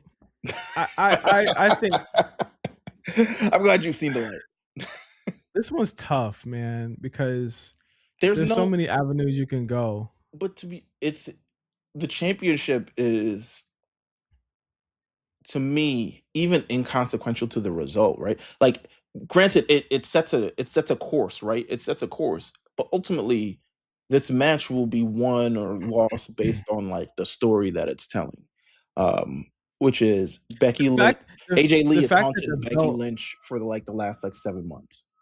the fact that the belt is part of this automatically makes it like in a different trajectory than the US title because it, it fuels Becky right now. You know what I mean? Like, Sure. and I could tell, like, even just from her as a performer, she wants to make this a bigger championship than the women's championship on Raw. You know what I mean? They've been trying, they've been upping the ante on both feuds to But make it both these belts seem important. but it really depends on who holds the belt. Like, no offense to kind of the lineage of the championship, but if Becky's not holding this belt, it's not on pay per view. In fact, I don't think it's ever been on pay per view when Becky hasn't had this belt. So No, it really but I depends on think who that's holds the a belt. lot of it. But that's just how a lot of these fucking titles are. You know what I mean? Like they only care about like the top four. You know, Yeah. but I really don't know who's gonna win this. I'm stumped. I'm Ooh, legitimately stumped about this one. I'm gonna give it to AJ. I feel like maybe she gets in something with Roxanne or Raquel or something along those lines. So I'm gonna give it to AJ just based on like, all right, we spreading on we building off, we're stretching off into the next feud. And Yeah, and we see that because if Maxine is doing something with the vision, that means Becky more than likely might be teaming up with Seth against the vision. true. So Yeah, that's true. maybe we working towards we really building this Becky Maxine blood feud that's gonna actually happen for like more than some time. So who knows? So I'm gonna Yeah, take it AJ Lee in this instance. I like that idea, and because I like that idea, I'll also take AJ Lee. You won me over, good sir. I love it. I love it. I love it. You won me Um, over, good sir. They need to get Becky to be a babyface again, anyway. I agree. I think it's time. Yeah. Next matchup. Is it wrong to say? Is it wrong to say that like even with all the shit that's gone on and the main events and all of the with the guys and everything, this is probably the one match I have like no excitement for. No, like oh my god, I gotta see it. Like I'm just ready for this to be over. I'll be honest. I want to see what happens. I more so want to see what happens from a standpoint. And we're talking about Jade Cargill defends the WWE Women's Championship against Rhea Ripley. Um I'm more want to see what happens, not from a standpoint of like messiness, right? But Mhm. more from a standpoint of like, is Rhea who she thinks she is, and is Jade where she needs to be? This is by far the biggest match Jade Cargill, and it wasn't even one that I thought of, but it's the biggest match Jade Cargill could have currently at this Yeah, point. because we were thinking Charlotte. We were thinking Charlotte, and Yeah, who knows where that would have ended up, right? More than likely with Charlotte losing. But we didn't expect much. It was like, oh, Charlotte and Jade. I don't know about that. Um, Rhea Ripley has continued to deliver at WrestleMania year after year after year, but this is arguably her biggest test to deliver for sure. Uh, I and will say I will give her a C thus far. yeah, So, the build, the some build, weeks a D. the build hasn't helped, but I do think if you're able to have a high caliber match with Jade Cargill, you should be goaded for it. And not to say I don't want to say this is Jade Cargill's terrible, right? Because I think she's vastly improved. But I think this is a situation for Rhea Ripley at WrestleMania that isn't really about Rhea Ripley. It's ultimately about the progression of Jade. Of Jade, yeah. So for the last umpteen years, since maybe like the last 6 years, WrestleManias have always been about Rhea Ripley. She beats Asuka. Yeah. She Yeah. faces Charlotte in the basement. You know what I'm saying? She Rap City, the basement. yeah, she tag teams with Liv. She then she has her crowning moment against Charlotte again. She faces Becky again. Who did she face last year? She faced she Was faced it the Becky? triple threat. It was a Triple triple threat. threat. It was a triple threat. Triple threat. Yeah. To bring her along and stuff like that. Even though I think that was also a crowning moment for EO, but this moment is firmly about like we know the path that Jade is on.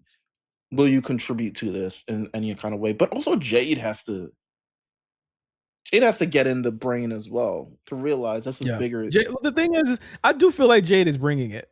I'm not gonna say she's not bringing it. I feel like she's bringing it outside the ring and Mhm. in the promos and in the way like that she presents herself.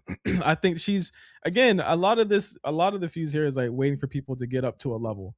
Yeah, yeah. You know what I mean? Like get up to a level. It's like Jade's like, okay, I want to meet Rhea here, but I want to do it on my own terms. And it's like sometimes I do get kind of annoyed at like Jade kind of like just going off script and just saying and doing crazy shit online. But like I actually feel like it works here. Like I'm not even actually mad about her doing it here because it's like she has to set herself apart. Rhea has never faced anybody like this. You know what I mean? Like this like like a real nigga. You know what I mean? She's not anyone that Rhea has ever faced. And I think that first from the outset when she rubbed Rhea the wrong way that first fucking week, it has not been like that. I think Rhea's been in her head about that, and I think that you could tell that she would rather be anywhere else than doing this fucking program. And that's just a shame because I think that like real animosity does make intrigue, and I think we saw that with Charlotte and Tiffany last year, and I think we could have got there with this, Mhm. but I don't feel like they want to bring it. I don't feel like she wants to bring it. I'm That's just me guessing. I no, don't no, know. no, no, no. I hear you. I hear you. I think Jade and Tiffany have had some great competitive matches, which I've Mhm. genuinely enjoyed. I think Jade and even Nia Jax have had competitive matches. This should be a layup for Rhea Ripley, but it's got to be the balance of making Jade look good, alongside with the balance of like also you're Rhea fucking Ripley. Um, so it is what it is. I think this has the potential to be a really good match, but it's up to them. Yeah, It's up to I them at think the end of the day. I think Rhea's winning. I think Jade is winning. Rhea's like, get me the hell away from this lady. You might be right. You might be right. I want to Jade go is back to like, Raw. I'll I'll face Liv again. I'll face I'll do that again. I just think, or you have the potential. This, to be honest with you, I think WWE needs a roster shakeup in a really strong way. Like they really need to the balance of rosters That's for why I the say Rhea. That's why I say Rhea wins because I mean she stays on SmackDown. God damn, she got to stay on SmackDown though. I mean, SmackDown needs Rhea. It for sure does. To pad out the top. I have no idea where But Bianca Belair ends up if she comes back. but the I don't think she ends up on SmackDown.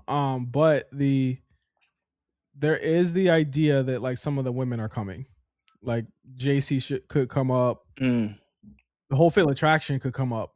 You know what I mean? Like there's a bunch of women that are ready to go. They're primed to go. I would was They, Kalani could probably you would you bring up Kalani? she should go. I don't think she's learning anything more than what she's learning in NXT right now. Yeah. And then Lola bring up the rear. Yeah. so to speak. It's yeah.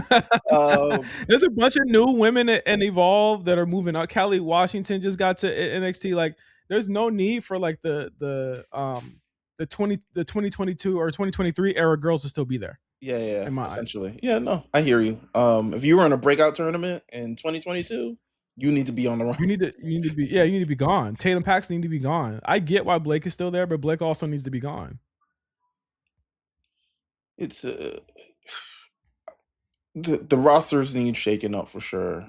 A lot of things need to be changed. But we definitely need them call ups. I'm picking Jade. Just because I feel like we're still in the Jade era firmly. But the idea is then, if not Rhea, then who? Yeah. Who beats Yeah. Jade? Has that ever crossed your mind? Other than Rhea Ripley. But if Rhea Oh, Ripley Jordan wins, Grace. Jordan Grace. Jordan oh, Grace. Jordan Grace, Yeah. I could see it.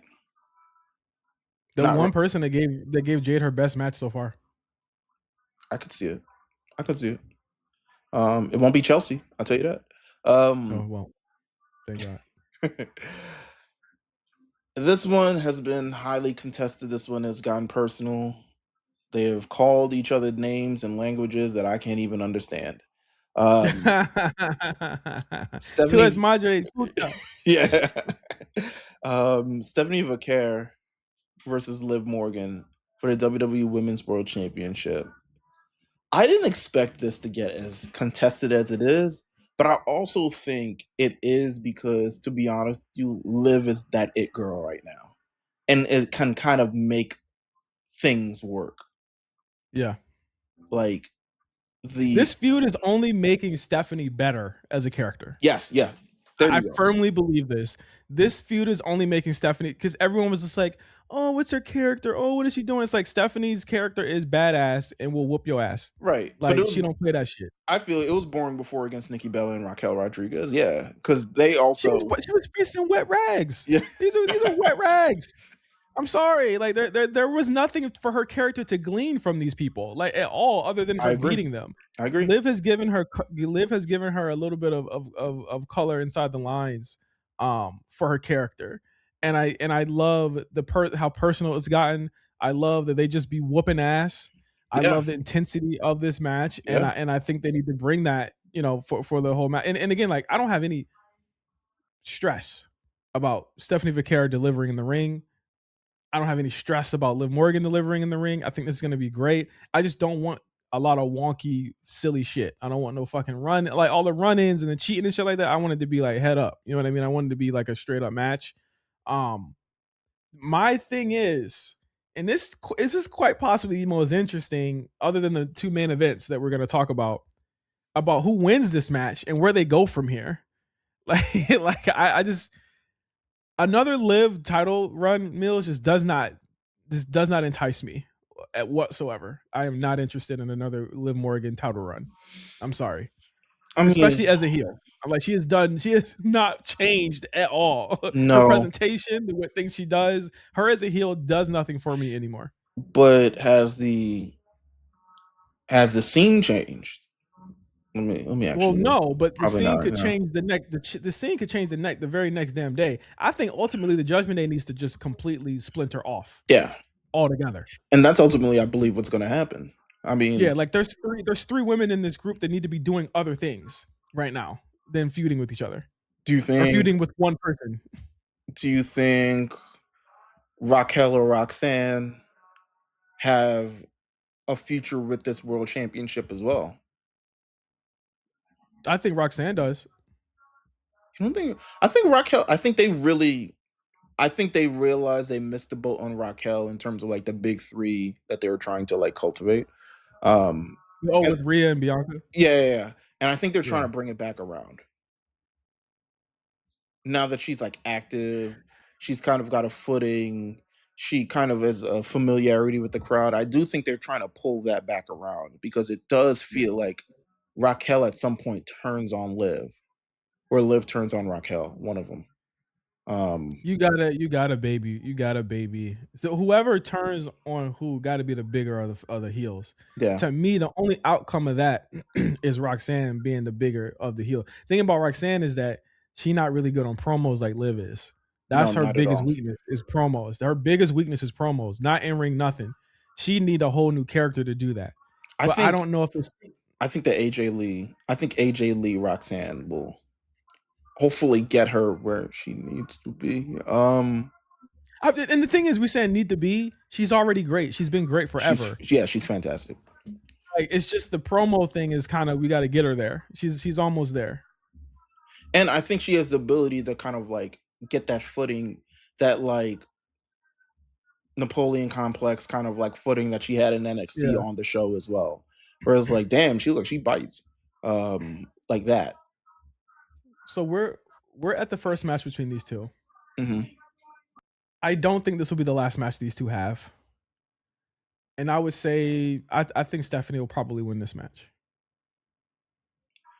I think Stephanie wins This this is the match. beginning. Yeah, it's the also you trying to establish Stephanie. I think they know Yeah. Stephanie is a star. I think when you look at Stephanie, you see a star. I think she has all the tools to be great from an international standpoint. And I think you use this WrestleMania to get her there. So I think, albeit Liv Morgan won the Royal Rumble, I think ultimately Stephanie Vaquer retains this title. So Yeah. I'm agreeing with Stephanie at this standpoint. Liv has more to me Liv has more usefulness helping put Stephanie over right now, but way more usefulness on SmackDown right now. She needs to get off Raw. Liv? Yes. Oh, Liv ain't never been on SmackDown. yeah, not in a while. And Not in a while, yeah. there's a couple of people they could face. So I I don't know. mean, Yeah, Liv Jordan, Liv Jade, which we could have got now, Liv Charlotte, like Charlotte. there's a lot of stuff we could do. Liv Yeah, and Alexa, Liv and there's so many more matchups for her. Let them go. They gotta go. but there's something about that Raw that works. Something about Raw and her, that the Netflix, the Raw, the It's the colors. yeah, it It's just the works. colors. SmackDown 3 hours taped, other things. It just it don't hit all the way right. But I do think that she needs a fresher set of opponents. So we'll see how that goes. Um, we've gone through a bunch of these matches. I think we've got through all but two. We have cleared Yep. the undercard firmly, and now we're heading towards the main event. Um, Eesh. shout out to Bands, he's Taylor usually two with Taylor us. Taylor two stories. Taylor two stories, right? Shout out to Bands, he's usually with us. I don't want him to think that we like ignored him or like didn't want him here. It's just a change of the show is like, look at how we're doing the show. You know what I'm saying? Feels good. I think You're getting people it the Friday before, like not getting it the Friday, but we're recording this when we can, essentially. Um, yeah. so it just is what it is. Um, main event. Which one do we want to go through first? Well, I know you. Cody, Yeah. Cody Rhodes. Any other year would have been Cody last. But Yeah, but he's Cody on versus Randy. Saturday. He is This on is the first Saturday. time he's like done a Saturday main event Hey man, you get to hang out in on a couple Sunday. years. You get to tape some what's happening with Cody, or what the fuck they got a name. I mean, obviously, like we're gonna go along with Cody Rhodes versus Randy Orton, Pat McAfee in his corner. And just to let you guys know, we heard this rumor already, so we can be ahead of it. Jelly Roll is probably going to be in Cody Rhodes' corner. Hey Um, man, I got an interesting tidbit. This came in response to the Pat McAfee storyline. So Damian Priest just did an interview, and he's kind of talking about his feelings about the storyline. I'm gonna play it right now. We just saw the Pat McAfee kind of thing unfold or whatever. I would love to get your thoughts on that if it's something. It sucks. Not a fan. Somebody who knows Pat, get along with him, but for me, that's not my taste. I don't think it helps anything. He didn't need it. So for me, and I'm sure a lot of people are going to be happy that I said that, but in the locker room specifically, like a lot of us weren't happy, and that's real. Like I was asked by some of the younger talent, like, what did I think? And I thought it was bull. We're a PG show, right? But if you can come in, if you can throw F-bombs and say whatever you want, for me, that's like one of those things that so many other talent, even from one word, could benefit. And it's like, wow, now they're up here. Instead, you take somebody who's not even here all the time and gets away with saying something like that, who doesn't even need it. I gotta lie, Kind of pissed him off. This is fake. All Is of this it? is fake. All of this is, they would never, they're so media trained, Meelz. They never You say think- they never say anything that we know this. So you think Pat McAfee gonna beat up Damian Priest on SmackDown in the past future? Something? I don't fucking know. But here's the thing. This shit is fake. I'm saying it's fake. Okay. I don't think that I think that they know that people are going to get mad about something like this, and they're feeding into that. They're turning the IWC Ouroboros snake into itself and making it eat itself and getting the money off of all of this fucking chicanery right now around it. There is no way. You're not even in the storyline. He's not even on the card. He's talking about it. I mean, yeah, that's true. I mean, I think he was asked about it. It's not like he just brought it up out of nowhere. But the edict is, if you're not allowed to talk about something, don't talk about it. The edict is, don't talk about WWE Unreal, celebrity wrestling. I mean, you don't just say that. You don't just say that. You got to get to make this fucking main event seem personal and seem real, seem real, like animosity. You have to build the fact that this idea that the locker room is in unrest over Pat McAfee and they don't really do this and they're doing this against their will. All of this stuff like that. That's how you do it. So you're saying it's a work for sure? I think it's a work. I think aspects of it are a work for sure. I don't think we're getting the full story that we're being told about how this came together. And I think anyone would be silly to take everything that's being said about this at face value, because the way that they're seeding it out is like, this happened, but like they're not happy about it, or like the talent's not happy about it, and all of it, all of this stuff. Like that's how they're presenting it. But then they'll turn around and say, "Oh, Cody went off script." So he went off script, and the show still didn't have an overrun, and nothing else fucking happened, and everything was fine at the end. The match went as long as it was supposed to go. Well, some matches get cut, for time. I'm not saying that it's a. I'm saying Cody's thing was definitely in there in terms of the whole operation of the show. I think Cody, in a response to knowing what was going to happen with the Pat McAfee thing, said, "I'm gonna need time to make this kind of like right in my own sense, so I don't get completely railroaded like I have for the last 2 years, and make it make sense in my own kind of way." Because to be honest with you, Cody's main events have been affected quite greatly over the last 2 years. 3. It has actually been. Well, I'm counting. Oh yeah, I guess this would count as the third. Yes. 39, 40, in terms of 41. 39. What happened at 39? He lost. Oh yeah, okay. And he knew he was gonna lose like 2 weeks. Everyone wanted him to win. They knew he was gonna lose 2 weeks before. I'm counting 40. I'm counting 40, 41, 42 for TKO intervention. That's what I'm counting. I mean, it's all the same shit. So, either way, it has greatly changed the narrative of the storyline that was just meant to be OG versus the Young Buck. Well, be real. Be real. Before Pat got into it, that wasn't where it was going at all. It was like literally they was just scrapping a lot. It wasn't brought up. Only on one promo was it ever brought up, and from there it was just. It seemed routine. Well, Cody got taken out. So essentially, Cody got taken out, and where Randy was kind of headed for it was that he had to do this in order to get number 15. So this is something that even despite Cody being his friend, this is something that he knows that he had to do, and the voices got louder and louder and louder and louder in his head. And it was building up to the storyline of like Cody essentially saying like, "Yo, all these people are coming after me," and et cetera, et cetera. It was heading there, but there was also always the birth of their relationship always stemmed from Cody's first match, Cody and Randy's history, et cetera, to really kind of sell the match ultimately at the end of the day.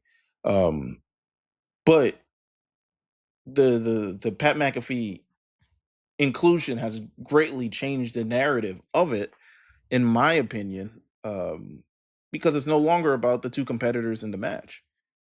Now it's about Pat Mm. McAfee. Now it's about how people feel about the promo. Now it's about seats and ratings and ticket sales and all this other stuff that That's was. what that's all niggas talk about anyway.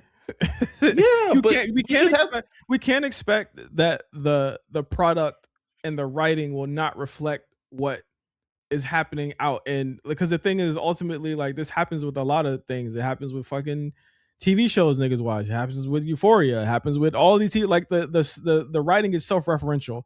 To me, this is the most self-referential in a bad way, and a lot of times writing that they've had It's a in bad a way. really long I don't know way. how it benefits them. Sorry for interrupting, but I don't know how it It's benefits them. self-referential in the sense that, like, they're just referencing that y'all complain about it. All right, we're gonna talk about it. And so, like, and then when we talk about it, you get mad. So it's like they could go around and act stupid and act oblivious to what the fans are saying, or they can address what the fans are saying. They could have did it in a more elegant way, I think. And they could have did it with better character than Pat McAfee. I think people ultimately are tired of Pat McAfee, but I think that, like, the only good thing I can say about that. He's benefited from the same system he's attempting to. Exactly. He's benefiting from that same system and then saying he's going to tear it down, which doesn't make sense. He, like, the whole setup to it, I don't think was not planned. I think the Jelly Roll inclusion, to me, was definitely planned because he fucking RKO'd him. You know what I'm saying? Yeah. So like I think all of this stuff is planned, but then they hit it with a sledgehammer, so to speak, and then it's just like, okay, this is what it is. I think there's so many elements to, like, why this is bad and why this is wrong. I think Cody bringing it around and saying, like, this is about a wrestling match, y'all. Like, it's literally about a wrestling match, and I think, like, that's where it should be at. And when I look at the wrestling match, this is what I see. I see Cody, who does not need to fucking lose another main event at WrestleMania. I'm sorry, he's lost 2, which is fucking insane. Yeah, he's lost 3, to be fair. 39. He lost 39, yeah, he's lost 3. 40, Yeah, he's 40 lost and 3. 41. He doesn't need to lose this one. Randy don't need the title. He don't fucking wrestle that much. He can barely take bumps. Cody needs to win this match. I don't give a fuck about whatever the fuck else they're talking about, whatever else the fuck they're doing. Cody needs to stand tall at the end of Saturday night with the title, and they need to fucking move on from this. I agree. Well, they're not going to move on. Ultimately, move on from the Pat McAfee. Yeah, move on from the Pat McAfee shit, which, I mean, all rumors are pointing that that's not going to be the case because of backlash. We don't have to get into that, but Right. I think the whole thing is set up for Pat to get the receipt. And I think that what I'm saying with Damian is that they're setting it up that, like, the boys are going to give Pat that receipt, or he's going to be. I think this ultimately leads to him being an on-camera fixture, but maybe not always in Cody storylines, but for other people. Okay. Kind of like what he did in NXT. Yeah, I could see that. I think just in general, though, however, it's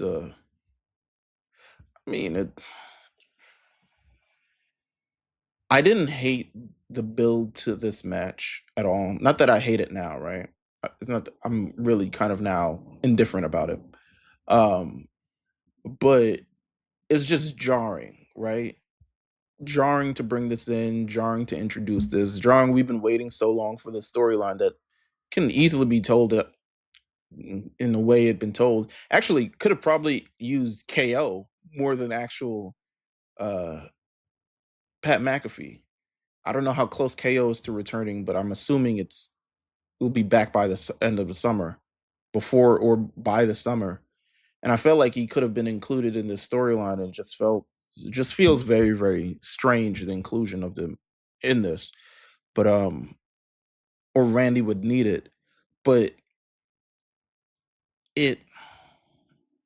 I don't think you can repeat what you did last year. Yeah. Which is what we're heading towards. I don't think you can repeat it. I don't think you should repeat it. I think it would be a grave mistake to repeat and believe that Randy Orton needs a heel run, knowing that people don't even really want to boo him. And build the roster, have the rosters be victim in his way, have Cody be a victim in his way, and build up. You can't even tell the story once again of Cody winning the championship from Randy. I think you did that once with the Cena thing, and I don't think people were It's I don't him think facing legends every year. I think that would be great. Like he needs to face like somebody like new. new. He You know needs to what I tell mean? new. like He like needs to be able to tell, and that's what I think made the KO story so compelling more because it was relatively fresh. But Cody having the burden of continuing to face like specters of the past.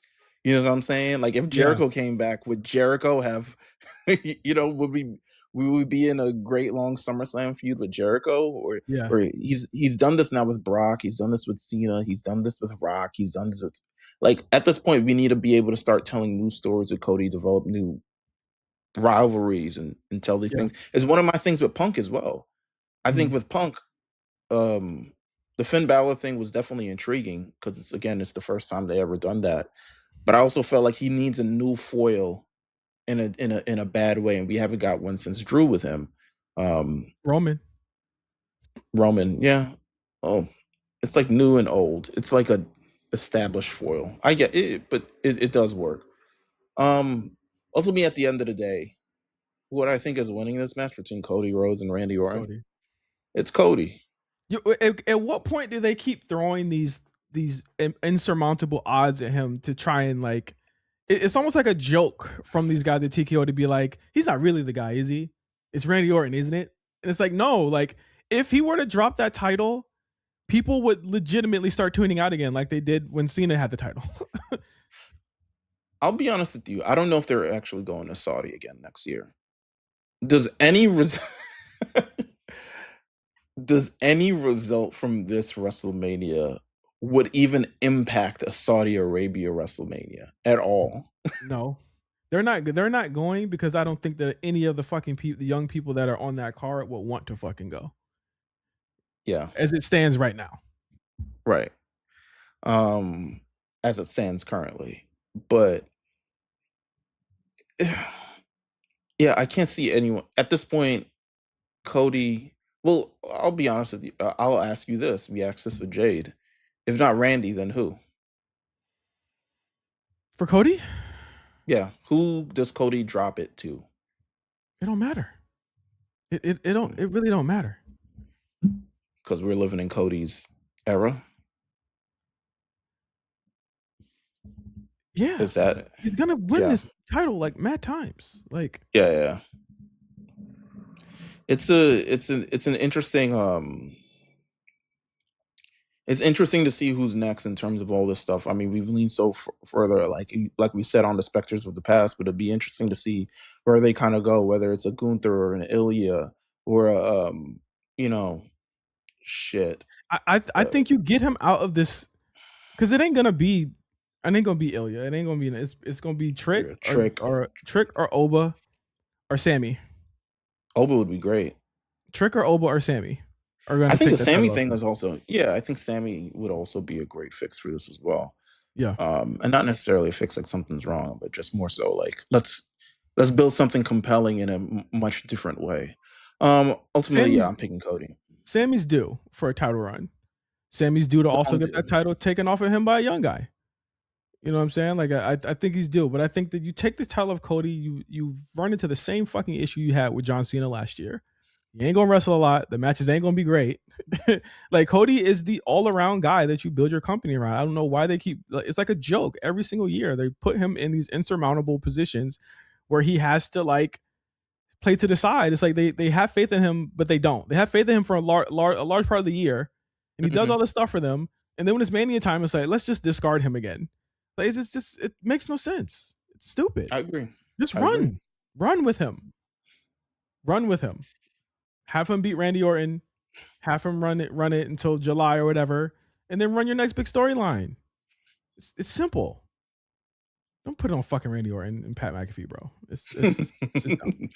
Yeah, I don't think it would get the attention that you're seeking for, especially No.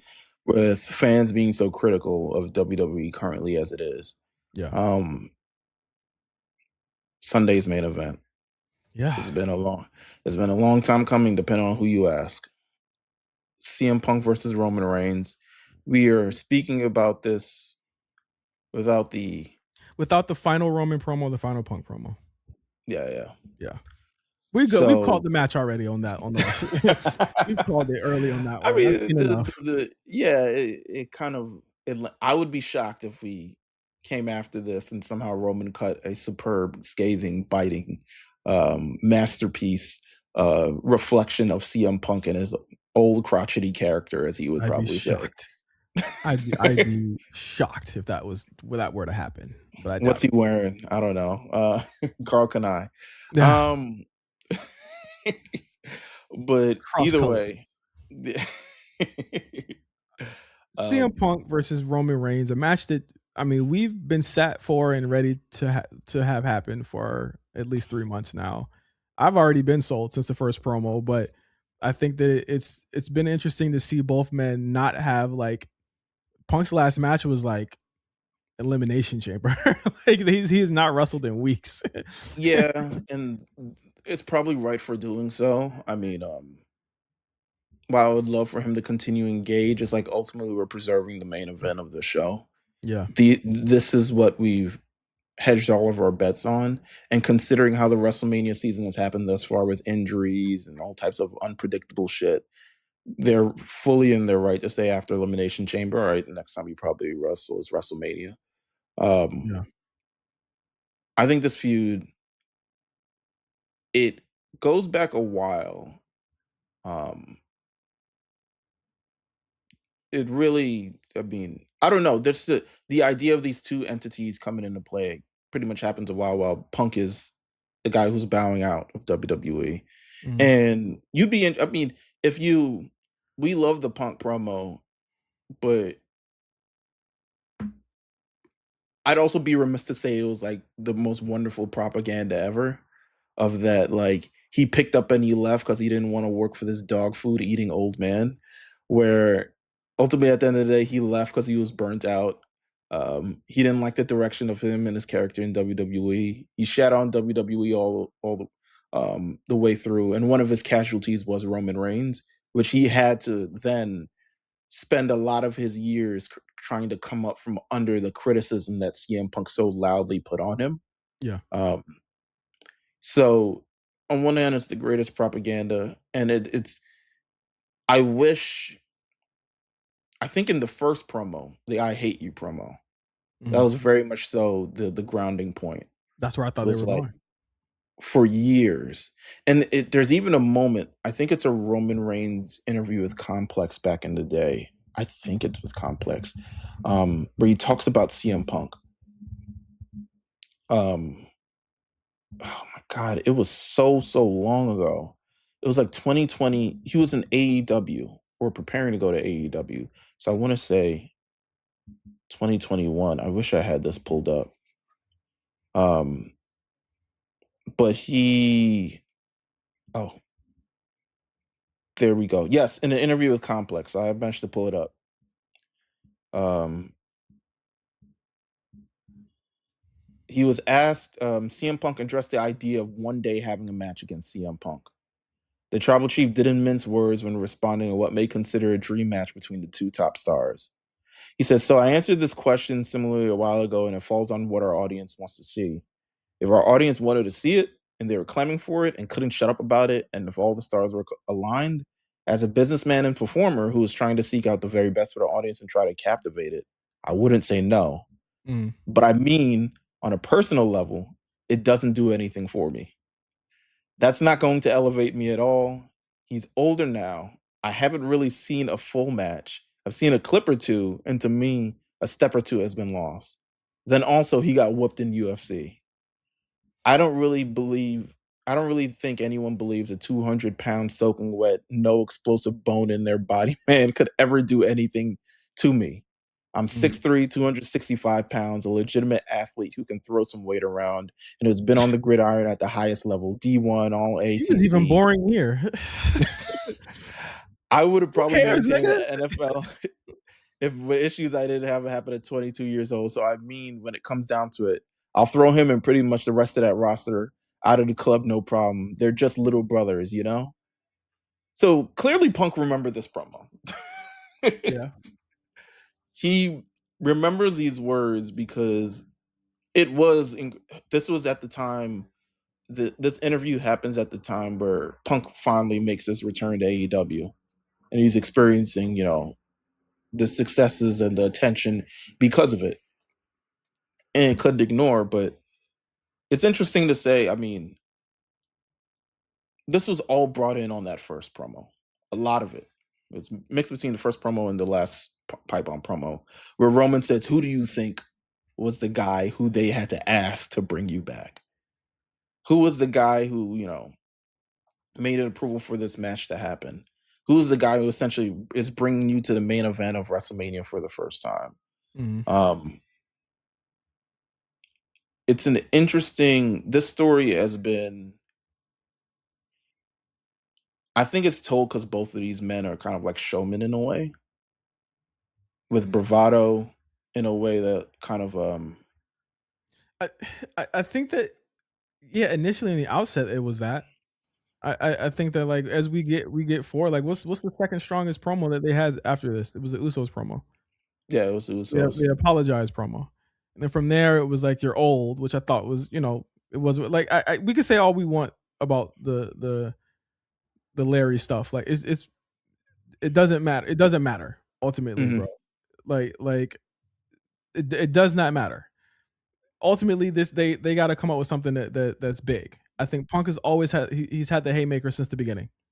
Yeah. He's won this on the promo battle from jump. This isn't about, like, we want to see this match. It's just about getting us in there. We're in there. You know what I'm saying? We're in there. Are you disappointed by Roman Reigns' performance in this program leading thus far? Or is this kind of par to the course of kind of how he's really always been? I mean, we've talked about it. I think obviously we're looking back and saying, "Oh, like whoa, like he's kind of doing his thing, the thing he always does, but it's not really like hitting the same way that it hit before." And I think it's because Punk ain't leaving him no room to get open, but Yeah. Roman ain't really boxing out either. But then you Yeah. look at, like, when he came back after 40, it wasn't crazy promo wise, it wasn't crazy story wise. This is the most meat on the bone that Roman has had to give. They put his cousins out there, and the fact that he's disrespected them. And I don't know if it's him or the writers or whatever, but he's never reckoned with any of the things that anyone has been saying. And I think it's really, I think the idea was Roman versus Cody at some point would, I don't know if he was going to be the get back. I don't know what the fuck a new Roman and Cody program would have done, but I always felt the years between him winning the championship and now was all building to like the ultimate get back at some point. I'm gonna get back what I'm supposed to get back. And we sat through him as a facing Solo. Wasn't crazy.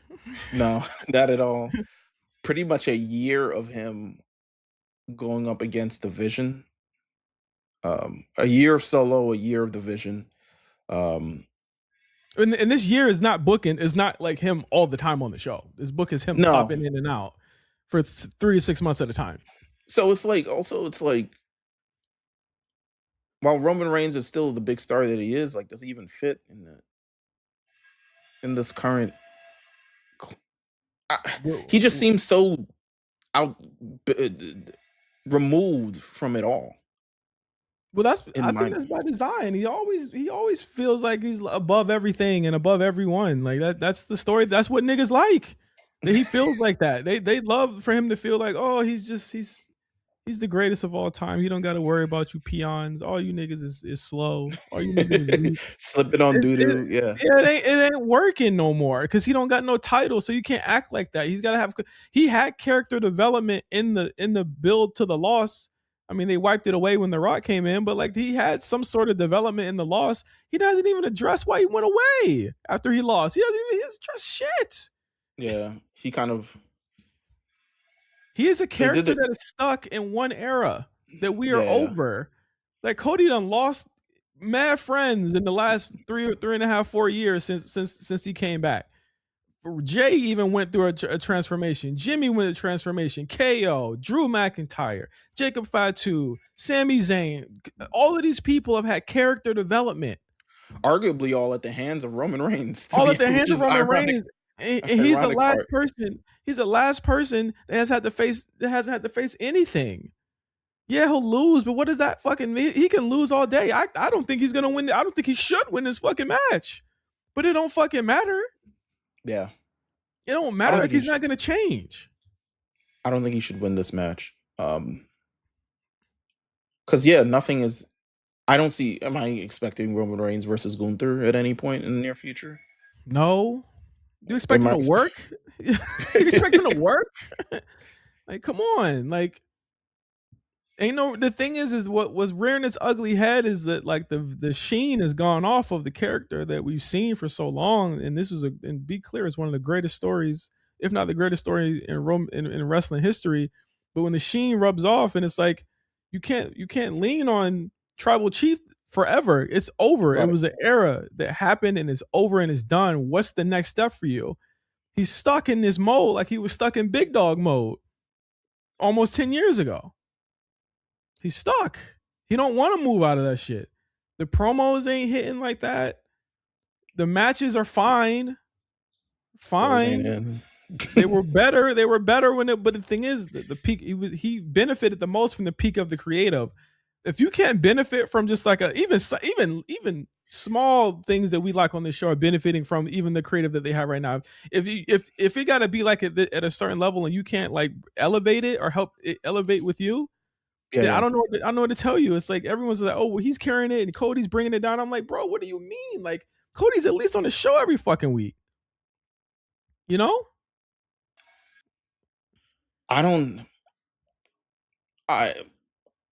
I love this program based Because off of Punk. because of Punk. Yeah. But pretty much based on like the aggression that it's meant to have. It felt like it's soothing something we've been talking about on and off. In terms of like the narrative of his career, the meaning of the walkout, who rose in Punk's way, Punk coming back, this has been one that's been floating on the outside for quite some time, since 2000. When did Punk get fired from AEW? 2023. So we've been floating on the outside, figuring it out, and we're finally getting it one-on-one, because they did it last year, but this is finally one-on-one. I'm looking forward to it. It's a heavyweight match. I know that's gonna. I can't wait. Have I a big mean, feel. Regardless of where we feel about Roman's character, this is the most anticipated match. I think they finally found a main event that's up there with where it should be, where Cena and Cody should have been last year. And you know, this is the biggest match that they could put on right now. Full stop. I don't care what anyone says. This is the biggest match you could put on right now. Second biggest is probably Cody and Punk. This is the biggest fucking match you could put on right now. Do you think it's sorry to interrupt the thought. Do you think it's because of the personas of Roman and CM Punk, and then the persona of Cody, which is the reason why they would never like shoehorn a Pat McAfee into this kind of program? No, I think that they see Cody as like the guy that can over, like he's their Cena. Like Cena was wrestling Kevin Federline. I don't see people talking about that shit either. You know what I mean? Like Cena was put in some pretty dog shit situations when he was on top. That's just what they do. They meddle with the top guys. That's not to say that Roman and Punk aren't top guys. It's that Cody was willing to take those arrows because it just wouldn't seem right. Like Roman obviously has control over what he does, and Cody's obviously a guy that says, "Okay, I'll go along with it because I'm the QB and I'll take the hits for that." I wish he wouldn't, but that's just the type of person he is. It's his personality.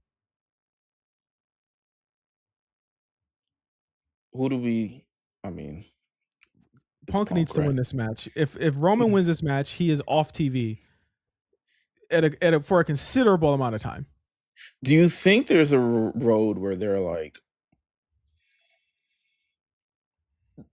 Do you think we get to Roman versus Braun at some point? Because I do think that's like the next match. I know you're like, I do think there's two people who have like really bad characters, but yeah. I do think that's next on the horizon, but I don't know if it happens because of this match or it's Braun who dethrones Punk at some point. Because it feels like it's happening one way or the other, and it feels like the initial plans was supposed to be Braun versus Punk. That's what it was reported. to be I the don't know if that coronation was of the Braun. initial plan. I feel like this was the plan. I That's why they think so beat. too. That's why they beat Braun so many times This don't against yeah, Punk. this don't seem Braun versus Punk don't seem It's not major. we going back to Vegas and we gotta sell Yeah, it all over again. yeah. Braun need another year of whatever the hell they trying to do to get him to that point. I think Gunther is definitely an option. Braun could get in the summertime. I think to me the shoe-ins for title this year is Sammy at some point on either show, Gunther at some point on either show. Even though Gunther don't, I think Gunther is in that rare air like Roman. He surpassed the title. He don't really need it. He's won it before. I Yeah. think the only one he need to win is the WWE title, and he'd be straight. But dethroning Punk is an interesting proposition because it ultimately comes down to, I mean, where's Oba going? Where is he going to land? I think to me that makes sense as well for somebody to dethrone Punk. Right. He still don't have a roster, do He don't we? have a roster. You know what I mean? He shouldn't have a roster. In my eyes, he should be wherever his feuds are. He should be. He's an attraction. But yeah, I think Punk should win this match. I don't even worry about him losing the title. I think that'll happen when it's supposed to happen. But Roman loses this. I think they got to take a long, hard look at what they're doing with his character in 2026. I agree. I'm also going to pick CM Punk to win this match. Yeah. Should win this match. I can't see it otherwise, to be honest with you. I don't know what the benefit would be. I don't know how it would all roll out. So I'm picking CM Punk to win this match. Fun thoughts on Mania. It's the biggest weekend. This card looks really great. I'm going to have a blast. 2 days, ESPN, in Vegas again. I'm interested to see what all the other activations and additional content that they have building up to this during the week. Please, no more MAGA shit. It's interesting. The ESPN just posted an article ranking Roman Reigns' top 10 WrestleMania main events. Bottom 3 are trash. Bottom 4. Yeah, he's had some doo-doo main event. At the very least, Cody's had like one like bad one, but he's had 2 classics that overwrite all of it. Yeah. He's had a number 1 is Punk and Rollins and him. But it's interesting. But I'm looking forward to WrestleMania this year. I'm looking forward to see everything that goes down. Ultimately, we want to thank you guys for tuning into our WrestleMania prediction party. As much of a party as it was last year, but we get down. You can find us at youtube.com/TheAShowRNC. You can subscribe to us on patreon.com/TheAShowRNC. You can follow us on Instagram, Twitter. We've got content coming out the wazoo over the week. We got Retro Diary shorts returning once more again. We got all types of clips coming from the show. And we're just going to enjoy WrestleMania, and then we're going to talk about it next week. We're going to talk about our feelings. I think next week should also be a free show. Yeah. Just because to get all of our thoughts out. Yeah, get all of our thoughts out. Get all of our other things out. So you definitely got time. But thank you guys for tuning in. Thank you guys for staying tuned to us. And yeah, we'll see you after WrestleMania 42 and whatever the world is after that. Peace, everybody. Peace.